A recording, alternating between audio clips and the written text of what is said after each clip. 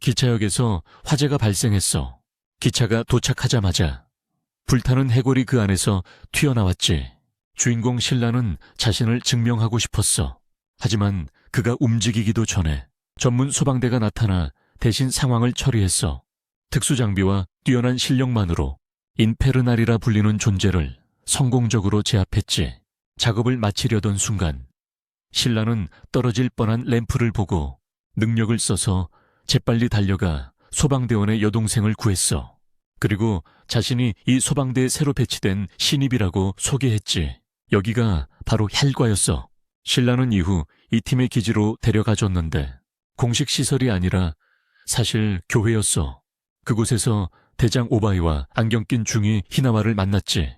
오바이가 신라 사진 속 미소 이유를 묻자 신라는 긴장하면 얼굴 근육이 굳어져서 본인도 모르게 웃는 표정이 된다고 설명했어. 오바이는 의심하며 얼굴 가까이 다가가 확인했고 결국 신라가 이 병 때문에 오해받았다는 걸 알아챘지. 소방관이 된 이유를 물었을 때 신라는 영웅이 되고 싶었다고 말했어. 하지만 히나와는 신라가 어린 시절 사건과 연결돼 악마라 불렸다는 걸 알고 있었지. 신라는 이어서 두 여성 대원 아이리스 수녀와 마키를 소개받았어. 아이리스 수녀는 자신을 구해줘서 고맙다고 했고 신라는 그저 영웅이 할 일이라 생각했지. 마키는 수녀를 계속 놀려서 히나와를 짜증나게 했어. 마키는 신라 능력에 맞게 바지도 개조해줬지. 여자들 주변에 있으니 신라가 긴장했고 오바이는 일부러 농담을 던졌어. 그러자 히나와가 파일철을 금속 상자에 던지며 둘 다 진지해지라고 요구했지. 오바이는 갑자기 사람들에게서 불이 붙어 인페르날로 변하는 현상을 설명했어. 원인은 아무도 몰랐지. 알려진 건 인페르날은 단 하나의 목적만 있다는 것. 전부 태워버리는 거였어. 임무는 인페르날을 안식하게 하고 영혼을 구원하며 존재 이유를 밝혀내는 거였지. 그날 밤 신라는 불 관련 사고로 세상을 떠난 엄마와 남동생을 떠올렸어. 친척들은 그의 능력이 그들의 죽음 원인이라며 그를 받아들이길 거부했지. 또 그의 표정 상태를 오해해 그들이 죽은 걸 비웃는다고 생각했어. 갑자기 경보가 울렸고 신라는 즉시 출동 명령을 받았어. 이동 중. 애니는 힘의 계층 구조를 소개했지. 히나와와 마키는 2세대 파이로키네틱이고 신라는 3세대 파이로키네틱이었어. 팀은 장갑차로 현장에 도착했어. 피해자 남편은 아이리스 수녀에게 아내가 평화롭게 떠나게 도와달라고 간청했지. 팀은 현장에 들어갔고 신라는 불길을 마주하며 과거 화재 장면이 번뜩 떠올랐어. 압박감이 커졌고 마키가 불길을 갈라놓자 신라는 날아가 의식을 잃었어. 엄마가 도망치라고 했던 말과 화재 후 홀로 남아 사회에 미움받고 비난받았던 기억이 났지. 하지만 그때도 그는 불 속에 또 다른 존재가 있음을 느꼈고 그 존재가 엄마와 동생 죽음의 진짜 원인이라 믿었어. 그는 그 존재를 찾아볼 주겠다고 다짐했지. 히나와가 그를 깨웠고 신라는 계속 나아가기로 했어. 인페르날과 맞서자. 너무 빨라서 팀 전체가 협력해 속도를 늦추고 틈을 만들어야 했어. 결의를 다진 후 신라는 능력을 써서 앞으로 돌진해 강력한 발차기로 인페르날을 제압했지. 남편에게 감사 인사를 받고 구경꾼들에게 칭찬도 받았어. 이건 그가 진정한 영웅으로 한 발짝 나아간 순간이었다. 다음 날 디비산 8부대에 신병이 새로 들어왔다. 오바이는 신렉에 자신과 신병이 곧 있을 신병 소방관 선발대회에 참가한다고 알렸다. 사실상 그들 간의 힘 겨루기였다. 오바이도 함께 응원하러 나올 예정이었다. 신라가 밖으로 나서자 우연히 새로운 신병과 마주쳤는데 그가 훈련 시절 가장 싫어했던 상대였다. 두 사람은 즉시 싸우고 싶어 했고 밖에서 결판 내기로 했다. 한편 마키는 아이리스 수녀님 앞에서 몇 가지 묘기를 보여주고 있었다. 그녀는 활용 호링을 만들 수 있었지만 신라와 달리 불꽃을 먼저 붙여야만 조종할 수 있었다. 그 순간 두 젊은 남자가 서로 돌진했다. 상대는 아서라 자신을 소개하며 검을 들고 있었는데 그 검날은 그의 능력으로 만들어진 불꽃이었다. 이 둘은 실제로 같이 공부한 사이였다. 하지만 신라는 아서가 자칭 밤의 왕이라 부르는 걸 단순한 허황된 망상이라 여기며 서로를 공개적으로 경멸했다. 아서는 멋있고 침착한 척 했지만 사실은 멍청한 놈이었다. 신라는 그런 멍청이가 인기 있는 게 더 짜증났다. 소란을 듣고 희나와가 도착했고 아무도 그 앞에서 문제를 일으킬 엄두를 내지 못했다. 그는 즉시 마키의 화령을 껐다. 왜냐하면 소방관은 불장난을 하면 안 되니까. 아서는 희나와에게 약간 무례를 보였고 모두가 그가 끝났다고 생각했지만 뜻밖에도 희나와는 그냥 넘어갔다. 그는 두 사람의 실력을 시험하고 싶어 마키를 상대자로 지정하며 전력을 다하라고 했다. 그녀는 소방관이라 자력으로 해낼 수 있었다. 자신만만했던 신라는 결국 자신의 불꽃이 마키에게 조종당해 건물 밖으로 날려졌다. 간신히 균형을 잡고 안전하게 착지했다. 아서는 쉽게 쓰러질 상대가 아니라고 생각해 플라즈마 검을 뽑았는데 마키는 전자기 불꽃인 그 검을 쉽게 조종할 수 없었다. 하지만 그녀는 그의 전투 스타일을 금방 간파했고 무릎을 꿇게 만들며 강력한 킥을 얼굴에 꽂았다. 아서는 그녀를 고릴라라 부르고 신라가 다가가자 그녀 얼굴도 원숭이 같다고 해서 그녀는 분노가 폭발해 둘 다 완전히 두들겨 팼다. 고급 기술로 능력을 발휘해 두 사람의 불꽃을 모두 화령으로 바꿔서 합쳐서 더 큰 화령으로 만들어 두 사람을 항복시켰다. 하지만 불꽃이 크든 작든 상관없이 희나와는 언제나 그걸 끌 수 있었다. 그 후 두 사람은 오바이 대장에게 식사를 대접받았다. 돌아오는 길 신라는 오바이가 화를 낸 적이 있는지 궁금해했다. 아서와 금방 친해진 걸 보고서였다. 그 후 신라는 장비 테스트를 받으러 갔고 아서는 자신의 검에 자신이 있어 따로 테스트는 하지 않았다. 오바이는 곧 엔지니어를 모집할 생각이라며 장비 유지가 시간이 많이 걸린다고 말했다. 출동할 때마다 30kg가 넘는 장비를 들고 다녔다. 갑자기 또 경보가 울렸고 전 부대가 출동했다. 임무가 주거 지역에서 있었기에 오바이는 신에게 도끼를 건네며 능력 사용을 자제하고 민간인이 무기를 보지 못하게 하라고 지시했다.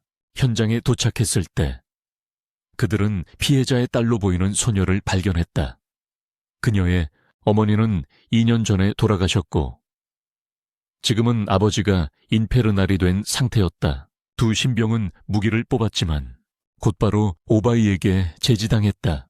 그는 그들에게 겉으로는 인페르날을 편히 쉬게 하는 일이지만 사실상 사람을 죽이는 것과 다름없다고 일깨웠다.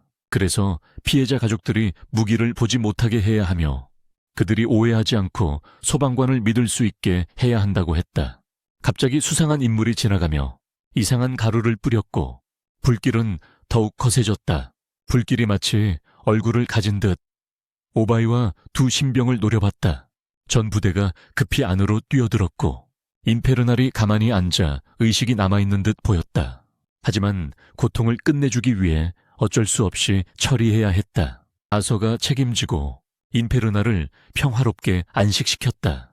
그런데 그 집은 또 다시 미스터리한 가루에 휩싸이며 붕괴가 가속됐다. 오바이는 낙석에 맞아 쓰러졌고 배후에 제3자가 있음을 깨닫고 희생자의 추억이 깃든 곳을 망가뜨린 자들을 절대 용서하지 않겠다고 다짐했다. 임무가 끝난 후 부대는 돌아왔고 오바이는 살아남은 딸에게 가족 사진을 건넸다.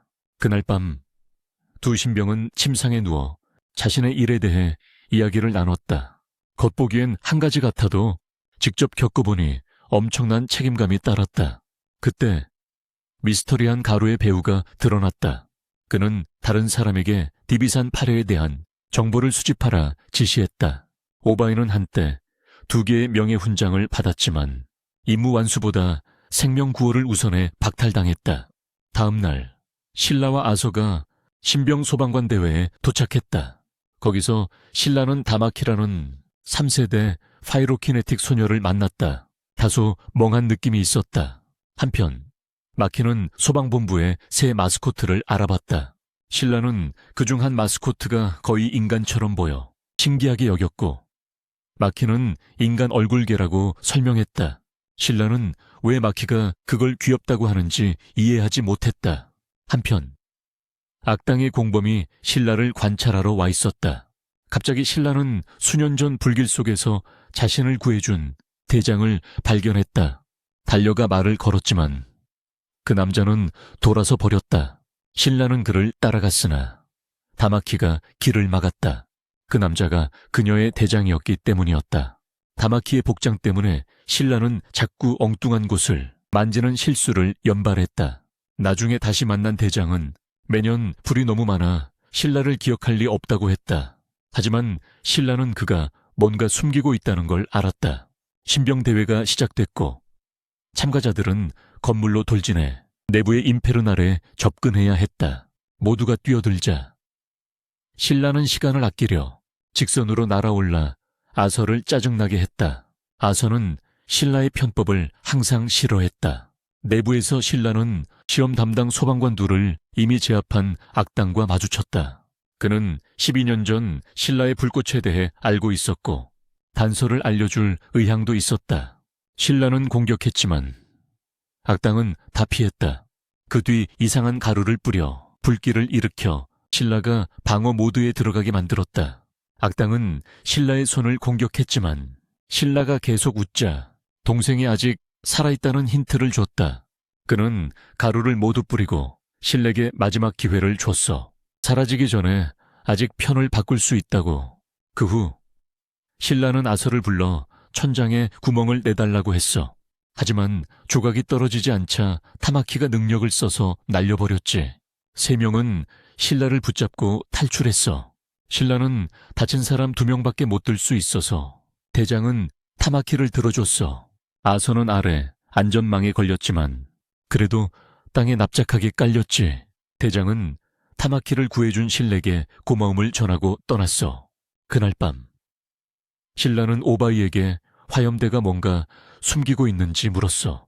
오바이는 진실을 말할 수밖에 없었지. 화염대는 3개의 다른 파벌에 의해 조종당하고 있었어. 1, 2 소대는 각각 다른 세력의 통제를 받고 있었고 4소대는 거대 산업 부문의 영향 아래 있었어. 그 회사가 바로 소방 장비를 공급하는 곳이었지. 소대들은 보통 서로 정보를 숨기기 때문에 적어도 한 소대는 임페르날의 진짜 본질을 밝혀냈을 거야. 오바이는 모든 걸 폭로하고 싶어 했고 신라도 도와주려 했어. 자신의 과거 진실을 밝혀내길 바라면서. 며칠 뒤 교회에서 폭우가 올 거라 발표했어. 5소대에는 남자 멤버들을 밟는 걸 좋아하는 여성 대장이 있었는데 멤버들은 다 마조이스트라서 실제로 즐겼어. 8소대 관할의 임무 소식을 듣고는 개입하기로 결정했지. 한편 오바이는 뉴스에 아직 그들을 공격한 악당 소식이 없다는 걸 눈치챘어. 신라는 그 남자가 자신을 조커라고 불렀던 걸 기억했고 오바이는 몇몇 소대가 그에 관한 정보를 은폐하고 있다는 걸 깨달았지. 히나와는 조커의 제가 임페르날 잔해에서 만들어졌다는 걸 밝혔어. 오바이는 죽은 자들을 더럽힌 데 분노했지.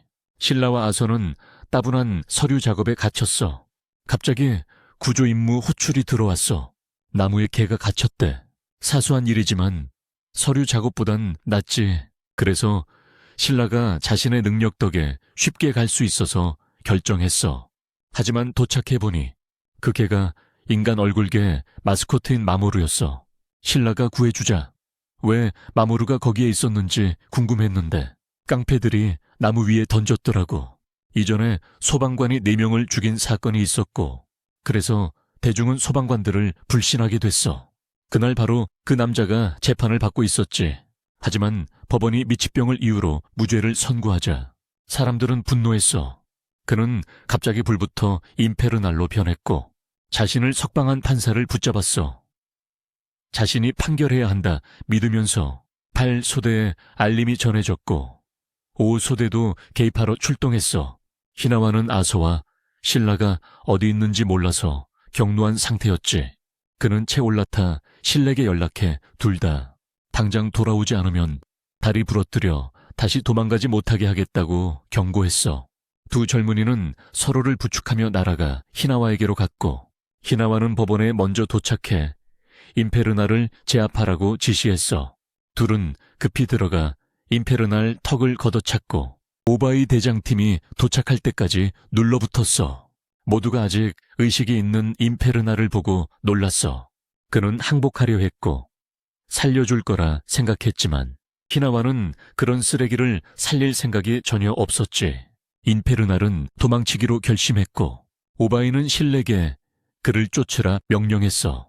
오바이는 주저없이 제거하라고 지시했어. 그는 신렉의 지옥의 존재가 하는 말을 듣지 말라고 했어. 그래서 신라는 그냥 그를 쫓았지. 추격은 도시 한복판까지 이어졌고 그 지옥의 존재는 자신이 소방관으로서 구한 목숨들을 균형 맞추기 위해 살인을 했다고 주장했어. 하지만 신라는 신경 쓰지 않고 계속 그를 때려 눕혔지. 그는 기도할 누나를 기다리지 않고 지옥의 존재를 끝내기로 결심했어. 하지만 지옥의 존재는 먼저 기도를 해달라고 애원했어. 신라가 기도하려던 순간 지옥의 존재 오바이가 그를 물려고 해서 신라는 더 이상 망설이지 않고 즉시 마무리했어. 그런데 오데대 대장 히바나가 부하들과 함께 도착해서 신라를 제압하고 생포하려고 했지. 그녀는 신라를 무릎 꿇게 하고 부하들이 그를 눌렀어. 하지만 신라는 거만하고 사람들을 무시하는 그녀에게 저항했어. 그때 오바이가 나타났고 히바나는 이렇게 지옥의 존재를 죽이는 건 낭비라고 주장했어. 하지만 이 지역은 8대대 관할이라서 그녀는 권한이 없었지. 그래도 그녀는 지옥 존재를 데려가서 연구의 비밀을 밝혀내겠다고 고집했어. 오바이는 연구 결과를 공유한다면 데려가는 걸 허락했고 그녀는 승낙했지. 그러다 5대대 3세대 토루가 오바이를 무력하다고 모욕했어. 이 일로 신라와 아서가 분노에 싸울 태세를 보였지만 메키가 와서 토루에게 일격을 날렸어. 8대대 모두가 그녀의 처리 방식에 박수를 보냈지. 그렇게 5대대는 떠났어. 이후 아이리스 수녀의 과거가 더 밝혀졌는데 그녀는 한때 히바나 대장과 같은 교회에서 살았대. 정화 중이던 신라가 우연히 그 앞을 지나갔고 실수로 그녀를 봤지만 고민하는 것 같아서 미안하다고 하며 무슨 일 있냐고 물었어. 하지만 그녀는 아무 말 없이 그냥 계속 수련하라고만 했지. 나중에 대장과 부대장이 모두를 불러 모았는데 신라와 아서가 단순히 생명을 구하는 것뿐만 아니라 다른 대대들의 표적이 되는 상황에 대비해 강해지길 바랐어. 하지만 아무도 히나와의 말을 듣지 않아서 그는 총을 꺼내 신라의 다리를 쐈어. 신라는 아팠지만 공기총인 줄 알았지. 하지만 진짜 총이었고 히나와가 힘을 조절해서 아프지만 영구 부상은 안 남게 했어. 그래도 앞으로 만날 적들은 훨씬 강할 거고 2세대, 3세대가 주가 될 가능성이 높았어. 히나와는 신병들을 지옥으로 몰아넣겠다고 맹세했지. 아서는 메키와 훈련했고 신라는 히바나 대장에 대해 더 알고 싶어 했어. 그녀는 대기업 출신으로 알려져 있었고 지금 위치까지 올라왔다고 했지. 또한 지옥 존재 연구를 하며 불법으로 정보도 팔았어. 신라와 아서 모두 정보를 얻기 위해 5대대를 무너뜨리길 원했어. 특히 신라는 복수를 위해서였고 그날 밤 히바나 대장은 지옥 존재를 계속 고문했어. 한편 신라는 아이리스 수녀가 히바나를 만난 이후 이상하게 행동하는 걸 되새겼어. 아서에게 물었지만 아서는 전혀 몰랐지. 갑자기 메키가 와서 아이리스 수녀가 사라졌다고 보고했어. 그녀는 실험 중단을 간청하려 5대대 시설로 갔는데 그 실험이 신성한 법칙을 어기고 있었거든. 하지만 히바나는 더 이상 신경 쓰지 않고 아이리스의 소지품을 태우며 신은 없고 자신 같은 악마만 있다고 선언했어. 그녀에게 다른 옷을 던지며 거기 머물 거라고 말했고 8대대를 유인하기 위한 미끼로 쓰려 했지. 신라가 제일 먼저 그곳에 도착해 소란을 일으켰고 5대대 전원이 그를 막으러 움직였어. 곧이어 8대대 나머지 인원이 도착했지만 이 임무에는 오바이가 참여하지 않았어. 히나와와 다른 이들은 밖에서 상황을 처리할 거야. 그는 실내계 안으로 들어가 시스터 아이리스를 찾아오라고 명령했다. 아소가 근접전을 위해 돌진하는 동안 히나와가 엄호 사격을 했다. 신중하게 조준해 고통만 주고 심각한 부상은 입히지 않도록 맞췄다.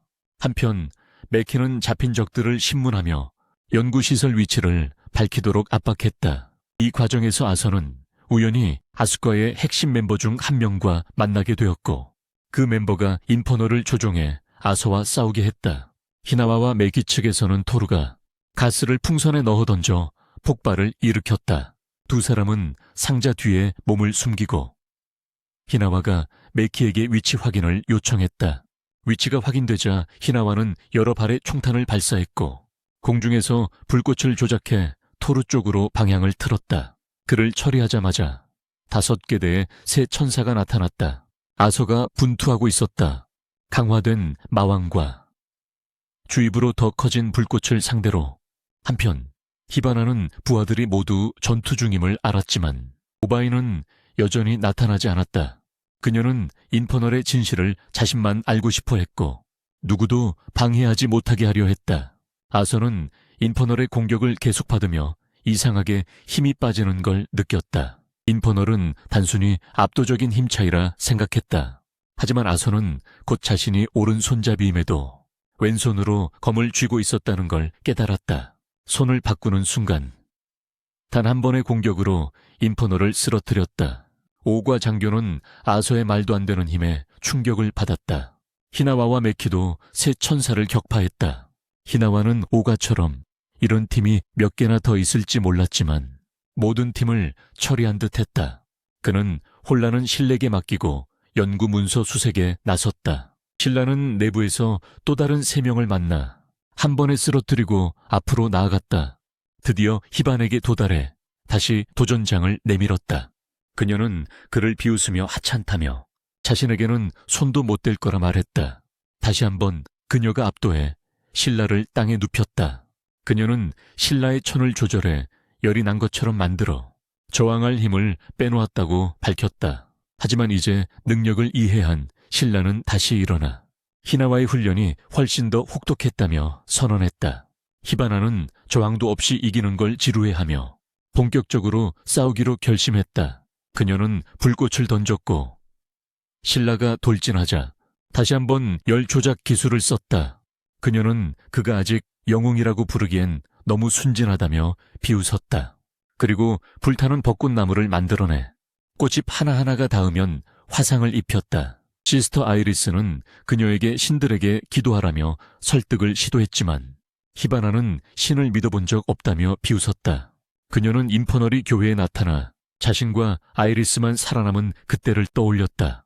그 순간부터 그녀는 신앙을 버리고 자신의 힘을 신성한 게 아닌 악마의 힘이라 여겼다. 신라는 다시 일어서며 절대 쓰러지지 않겠다고 다짐했다. 히바나는 불타는 꽃잎으로 그를 감쌌지만 신라는 무너지지 않고 끝까지 그녀를 이기겠다고 결심했다. 그녀는 영웅 따위는 헛소리라며 다시 쓰러뜨리려 했지만 더 이상 통하지 않았다. 신라는 돌진에 주먹을 날렸고 그 순간 그녀의 교회 과거가 떠올랐다. 당시 히바나는 자신의 능력과 화학 물질을 결합해 다채로운 불꽃을 만들어냈다. 숨겨진 아이리스가 나와서 보길 원했다. 시스터 아이리스는 모두에게 들어오라고 했고 히반에게 신의 선물이라 믿으며 힘을 남용하지 말라고 당부했다. 그녀는 한때 히반에게 불꽃꽃을 보여달라고 부탁한 적이 있었다. 다시 시작했지만 그녀가 소심한 성격을 극복한 후에야 가능했어. 그때 화재 참사가 터졌지. 그 순간부터 히바나는 신들의 존재를 버리고 이후 그녀는 임페르나를 조사하고 정보를 대기업에 팔아서 의식을 되찾은 아이리스가 계속 설득했고 신라는 진정한 영웅이 되겠다고 말했어. 그녀가 도움이 필요하면 히바나는 살짝 얼굴을 붉히며 소심하지 않게 아이리스에게 셋은 밖으로 나갔고 히나와가 제5중대를 잘 돌보고 있는 걸 봤어. 아이리스가 양측 화합을 위한 파티를 제안했고 히바나도 동의했어. 왜 그렇게 쉽게 동의했는지 그는 몰랐지만 그녀는 신렉에 어느 정도 호감이 생겼다고 인정했어. 오바이는 출발 준비를 마쳤는데 부하들이 이미 전투를 끝냈다는 거였지. 다음 날 두 중대가 함께 파티를 열었어. 전날 밤 공격을 진짜 전투 훈련으로 간주했지. 제5중대는 크게 맞고 나서 앞으로 진짜 전투라는 명목으로, 하지만 신라는 진짜로 히바나의 마음을 얻었고 히나와는 꼬치구이를 굽고 마키는 불꽃 정령들과 놀았으며 어젯밤 금발 소녀들은 머리 스타일만 다르고 거의 똑같았어. 아선은 히나와의 지시로 모든 불꽃 정령을 사냥했지. 그날 오후 히바나는 오바이에게 직접 말했어. 제5중대가 여전히 도와주지 않을 거라고, 오직 자신만 도울 거라고. 신라 덕분에 정의의 불꽃의 따뜻함을 깨달았다고. 오바이도 신라가 제8중대의 진짜 영웅임을 인정했고 다른 중대들에 대한 조사를 포기하지 않았어. 히바나는 임페르날에 대해 발견한 걸 밝혔어. 누군가가 이 자발적 인체 발화를 만들고 있다는 것. 하지만 그녀가 가진 시체 중 일부만 달랐는데 이건 단지 두 번째 발화 원인일 뿐. 둘은 이 현상의 배후를 찾아내기로 결심했어. 히바나는 인위적으로 만들어진 임페르날 시체가 전부 제1중대 관할 구역에서 발견됐다고 지적했어. 그래서 그곳 조사는 어렵다고도 했지. 이후 그룹은 제8중대에서 회의를 했고 신참 둘을 경험 쌓는 명목으로 보내는 거라고 했어. 실제 목적은 은밀한 조사였지. 의심을 피하기 위해 몇 명의 멤버도 함께 보낼 거라고 했어. 제1중대로 이동하는 날 신라와 아선은 테루와 제5중대 다른 멤버 한 명과 함께 가야 했어. 4명은 마키의 안내로 들어가 제1중대 지휘관 중 한 명을 만났지. 그는 두 젊은이를 깔보며 대위를 만나러 데려갔어. 신라는 대위의 비밀을 밝히고 싶어 제1중대 지휘관 중 한 명과 결투를 제안했어. 대위에게 질문할 권리를 걸고 말이야. 오바이는 걱정하며 이리저리 왔다 갔다 했어. 히바나는 신라가 자신을 이겼다고 거만해질까봐 걱정했지. 한편 타마키는 그들은 이 빨간머리 대위와 싸워야 했고 첫 번째 싸울 사람이 정해지는 룰렛이 돌기 시작했어. 가장 먼저 선택된 사람은 낯선 젊은 남자였어. 그의 이름은 노토였어. 함께 온 남자의 이름은 노토였다. 불을 두려워하는 청년으로 자신의 불꽃을 극복하려 이 일을 맡았다. 그는 여러 개의 불탄환을 쐈고 붉은 머리 대장은 피했다. 뒤에 있던 파란 머리 대장이 처리할 수 있게 말이다. 파란 머리 남자는 불꽃을 증기로 그리고 얼음으로 변환시켰다. 그걸 빨간 머리 대장에게 던졌지. 만약 안 그랬다면 대장이 맞았을 거야. 빨간 머리 대장의 장난기 어린 태도는 오히려 파란 머리 남자를 더 화나게 만들었어. 그는 자신의 능력 메커니즘을 설명했고 신라는 이 3명의 지휘관이 임페르날과 관련됐을 거라 의심했지. 이 3명의 지휘관이 인페르날과 연루됐을지도 몰라. 다음은 테루가 선택됐어. 하지만 그의 능력은 가스투사만 관련됐기에 굳이 시험할 필요가 없었어. 1대대 대장이 2명의 8중대 청년을 동시에 상대했지. 아선은 혼자 싸우고 싶었지만 대장이 손을 들어 그만두게 했어. 아선은 대장이 손을 잃으면 책임 안 진다고 선언했어. 하지만 그런 말 하기 전에 먼저 증명해보라고 했지. 대장은 손을 한번 휙 휘둘러 아서를 뒤로 날려버렸어. 신라는 돌진하며 연속 발차기를 퍼부었어.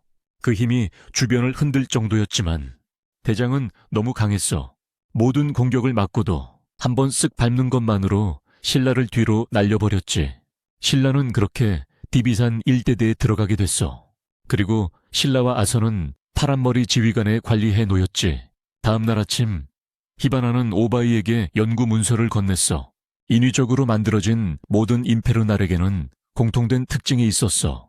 그들의 핵심에는 기생충 같은 게 박혀 있었지. 신라가 디비산 1대대에 온 지 일이 지났어. 그에게는 한 달밖에 남지 않았어. 하지만 매일 아침 히나와가 와서 상황을 점검했지. 신라는 그만 좀 하라고 했어. 히나와는 히바나와 함께 왔어. 그리고 둘 다 다른 대대들도 많이 배회하고 있다는 걸 알아챘지.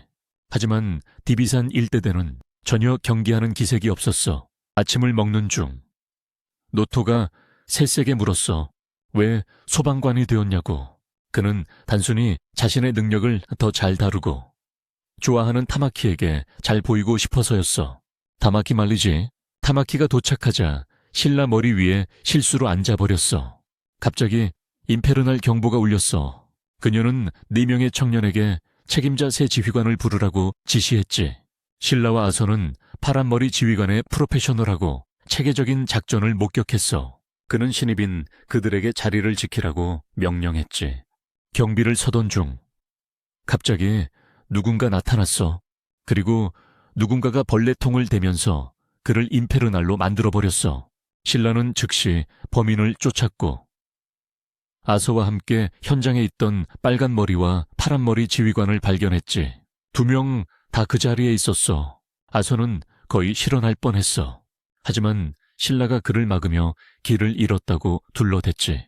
숙소로 돌아와서 신라는 2명이 용의자라며 무모한 행동은 즉시 처형당할 수 있다고 설명했어. 그래서 빨간머리 지휘관부터 조사해야 했지. 하지만 먼저 파란머리 지휘관 방으로 갔어. 신라가 노토에게 유인하라고 시켰거든. 타마키 번호를 따주겠다고 약속하며 몰래 방에 들어가 벌레 단지를 발견했어. 파란머리 지휘관이 배우인 것 같다고 결론 내리려던 찰나 그가 나타났어. 그는 일부러 정상벌레를 두었다고 밝혔어. 골목에서 신라와 아서 움직임이 수상했거든. 그도 진범을 찾기 위해 이 사건을 조사 중이었어. 신라와 아서가 본 것을 토대로 빨간머리 지휘관을 의심했지. 2달 전 여러 아이가 동시에 인페르날로 변한 사건이 있었고 그 현장에서 벌레를 발견했대. 한편 타마키는 아이들을 이끌고 있었어. 붉은 머리 지휘관의 지휘 아래에서 그는 의식을 가진 척하며 사람들을 모았어. 저주받은 자가 되지 않게 보호하는 의식이 있다고 속이며 그는 타마키가 떠나길 원했지만 그녀는 버티며 남으려 했고 그래서 그가 그녀를 제압해 기절시켰어. 그리고 곤충을 엄마에게 붙여 그녀를 저주받은 자로 바꿨어. 파란머리 지휘관은 동료를 막으려 했지만 신라와 아서도 끼어들길 원했어. 그가 말하길 이건 한계대 소관이라며 하지만 그들은 정식 대원이 아니기에 그의 명령에 따를 필요 없었어. 타마키가 결국 의식을 되찾았고 붉은 머리 지휘관은 그녀를 살려둔 건 누명을 씌우려는 의도였음을 깨달았지. 하지만 그의 힘이 부족해 죽이지 못했어. 그녀는 마침내 늘 우러러봤던 남자의 진짜 모습을 봤어. 그녀를 떼운 후 그는 주황머리 아이를 실험 대상으로 썼지.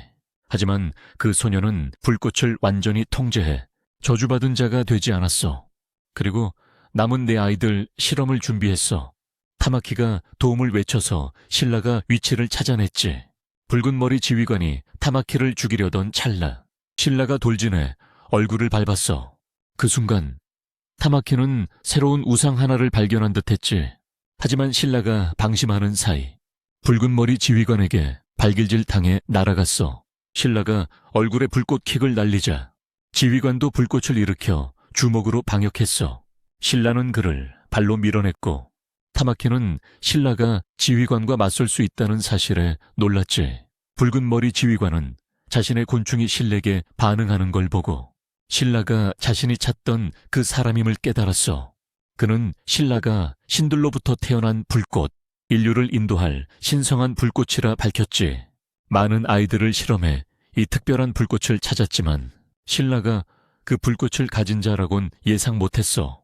분노한 신라는 다시 킥을 날렸고 지휘관은 그를 타마키 쪽으로 날려버렸어. 사과하며 다시 싸우려던 신에게 지휘관이 불꽃 공격을 퍼부었고 신라 뒤로 불길이 번져 타마키의 옷을 태웠어. 신라는 정신이 팔려 다시 타마키 쪽으로 펀치를 맞았지. 그녀는 그에게 자신은 신경 쓰지 말고 싸움에 집중해 지휘관을 꼭 이겨달라고 애원했어. 화력 차이를 알면서도 신라는 자신이 이길 수 있다고 믿었지. 그는 킥으로 돌진했지만 지휘관이 막아 신라가 피할 수밖에 없었어. 신라는 아래로 몸을 뒤집으며 백킥을 날려 지휘관을 공중에 띄웠고 이어 2번 더 공격했어. 공격을 피한 신라는 지붕 위로 올라가 지휘관 머리에 강력한 킥을 날렸지. 한편 타마키는 아이들을 지키려 달려갔어. 신라는 장시간 산소를 태워 거의 한계에 다다랐고 붉은 머리 지휘관은 여전히 겨우 일어섰어. 마침내 그는 전도자가 필요로 하던 그 사람을 찾았지. 신라는 전도자가 누구냐고 물었어. 지휘관은 자신의 조직이 그와 같은 존재를 더 만들어 저주받은 자들을 늘려 세상을 불길로 뒤덮어 지구를 또 다른 태양으로 만들려 한다고 밝혔어. 그는 전도자가 어릴 적부터 자신을 가르쳤다고도 했고 신라는 그 사람이 아마 동생을 납치했을 거라 의심했어. 2명의 저격수는 맞은편 건물 옥상에 포진해 있었고 또 다른 불꽃병사를 노리고 있었다. 금발 남자가 이걸 눈치채고 파란머리 남자를 막아주다가 팔 하나를 잃었다. 파란머리 남자는 신에게 연기를 내서 시야를 가려달라고 부탁했다. 그 후 신에게 적 위치를 관찰하게 했고 신라가 위치를 정확히 찾자 그는 타마키에게 불꽃을 쏘라고 지시한 뒤 바로 그 자리를 얼렸다. 그 순간 이길 수 없다는 걸 알기에 일부러 공격자들이 위치가 들통났다고 느끼게 만들어 후퇴하게 한 거였다. 연기를 본 두 공격자는 더 이상 정확히 사격할 수 없었고 신분 노출을 피하려고 철수하기로 했다. 이제 신라는 복음 전도자를 쫓을 다음 목표를 찾았다. 모두가 안전한 걸 확인한 파란머리 남자는 타마키에게 코트를 건네어 자신을 감추게 했다. 그녀는 속았음에도 불구하고 아이들을 이끈 장본인이기에 반드시 처벌받을 거란 걸 알고 있었다. 그녀는 벌을 받을 준비가 되어 있었다. 파란머리 남자는 신라가 이제 복음 전도자를 쫓을 걸 이해했고 자신도 같은 목표였기에 둘이 협력하기로 했다. 며칠 후 신라는 팔과로 돌아왔다. 붉은 머리 남자 사건이 일과 내에서 혼란을 일으키고 있었기 때문이다. 한편 아선은 완전히 길을 잃었고 실종 신고를 내야 했다. 하지만 신라는 팔과가 진짜 자신이 속한 곳이라 느꼈다. 모든 멤버가 자신에게 의미가 있었기 때문이다. 갑자기 타마키가 여기 있는 걸 발견했다. 오바이는 그녀가 정직당했다며 팔과로 데려가기로 했다. 노토에게 받은 부탁을 기억하며 신라는 타마키 연락처를 물었다. 타마키는 자신에게 묻는 줄 알고 주려 했지만 다른 사람을 위한 걸 알고는 거절했다. 한편 아선은 자신이 길을 잃은 줄 모르고 어디론가 헤매고 있었다. 며칠 후 오바이는 신라의 급여 인상 요청서를 락커에서 발견했다. 열자마자 쓰레기 더미에 파묻혔다. 신라를 불러 따지러 갔지만 히바나가 있는 걸 보고 바로 그녀 지심을 알았다. 오바이는 신라가 히바나를 처리하길 원했지만 히바나는 음식으로 유인해 속였다.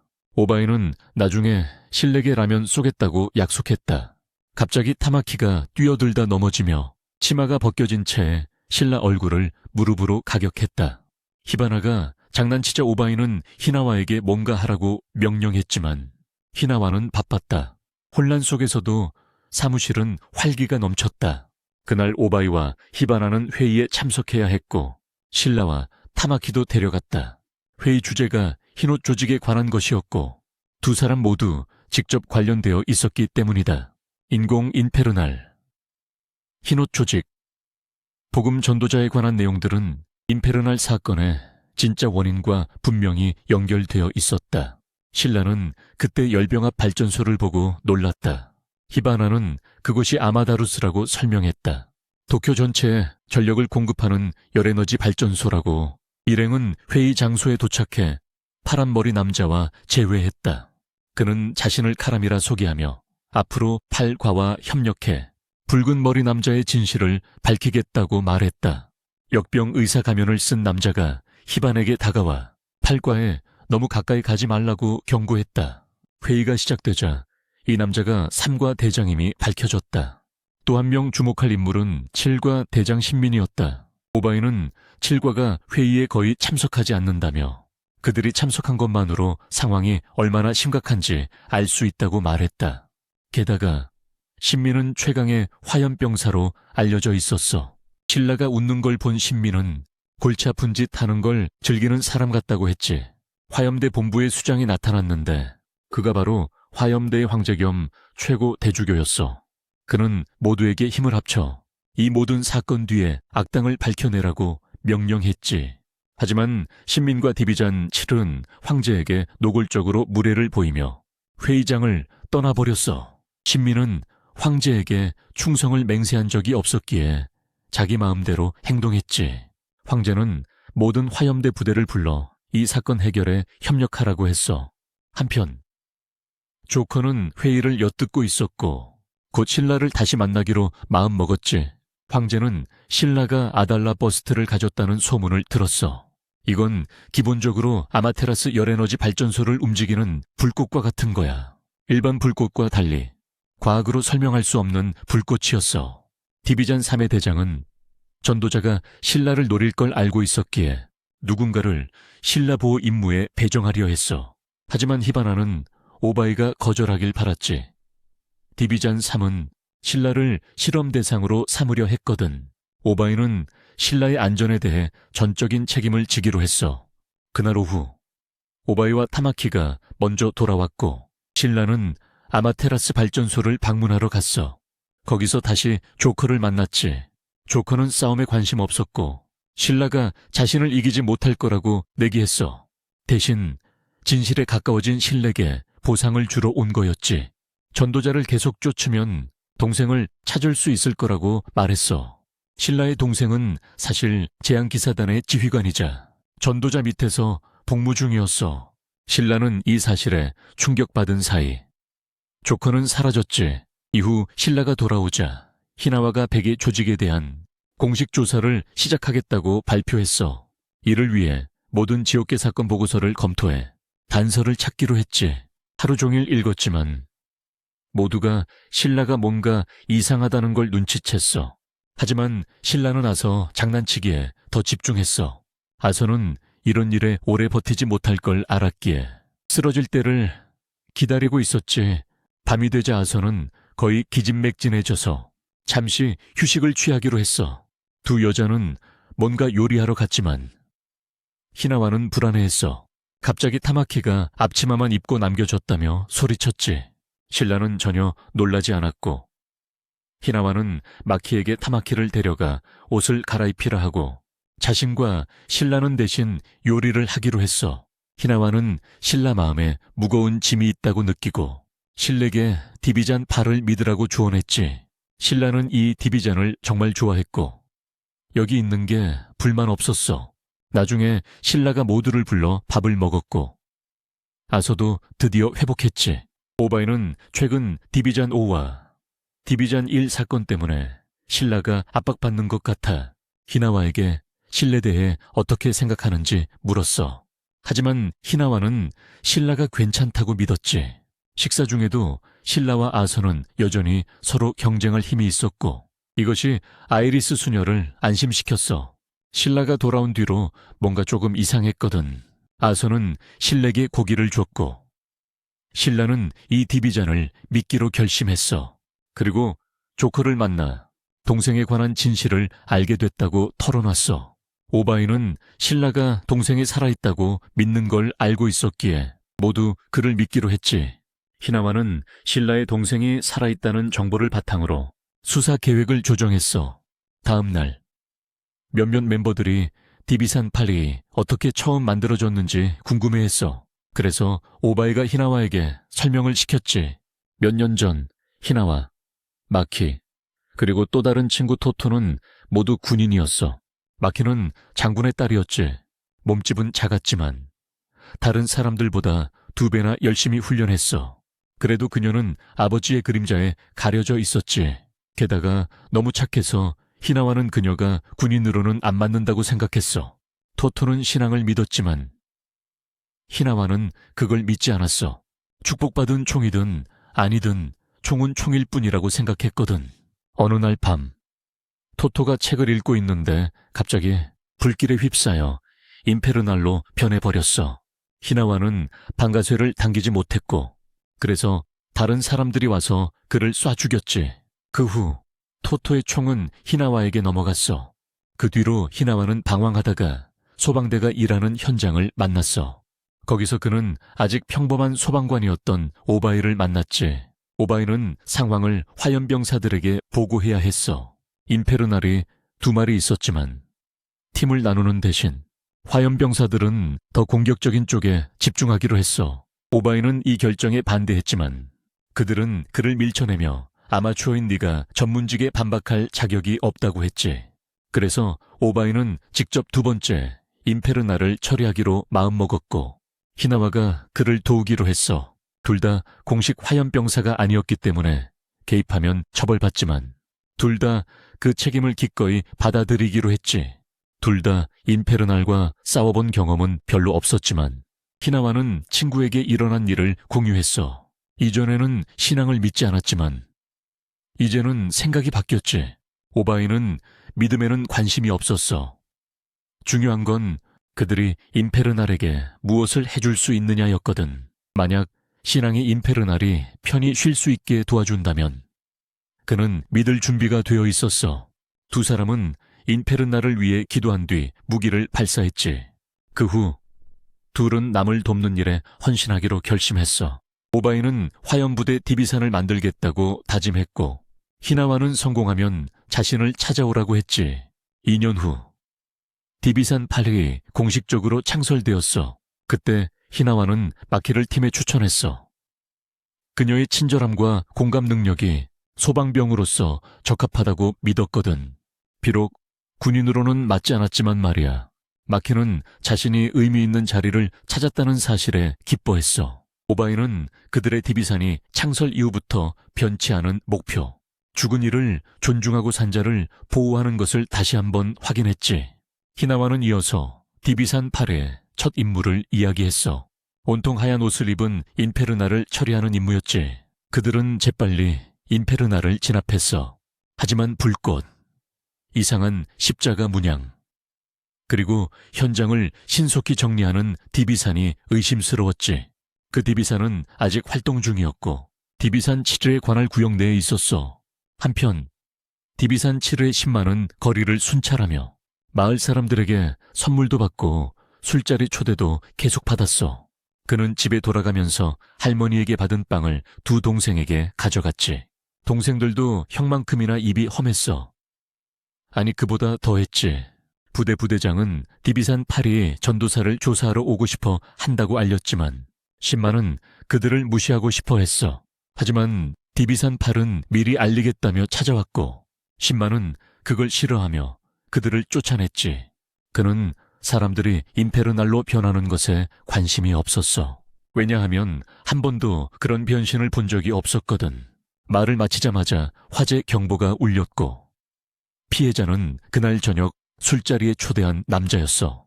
그가 말을 마치자마자 화재 경보가 울렸다. 희생자는 그날 저녁 술자리에 초대한 그 남자였다. 신만이 상황을 처리하러 갔고 8개대를 떠나라고 말했다. 그는 현장으로 돌진했고 나머지는 배경인물처럼 서 있었다.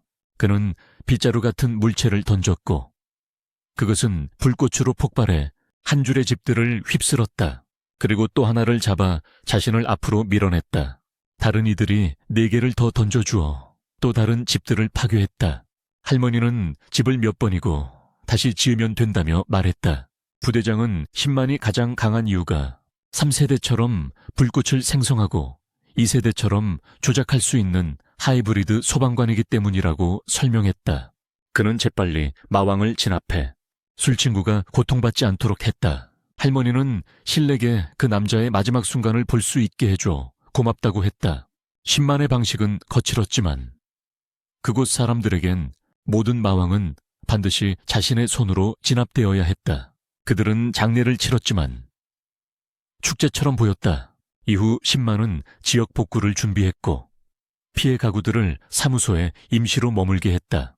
신라는 돕고 싶어 8개대가 협상에 나서도록 제안했다. 신라는 운송과 잔해 정리, 오바이는 지원, 아서는 용접, 마키는 중장비, 타마키는 그녀는 빠졌다.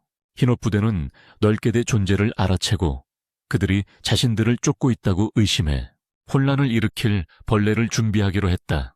그날 밤 신마는 부대장의 병을 도왔다. 신마는 자신이 대장 역할에 어울리지도 좋아하지도 않는다고 인정했다. 하지만 부대장이 더 이상 싸울 수 없기에 책임을 져야만 했다. 그의 두 여동생이 와서 신라를 바보라며 깔봤다.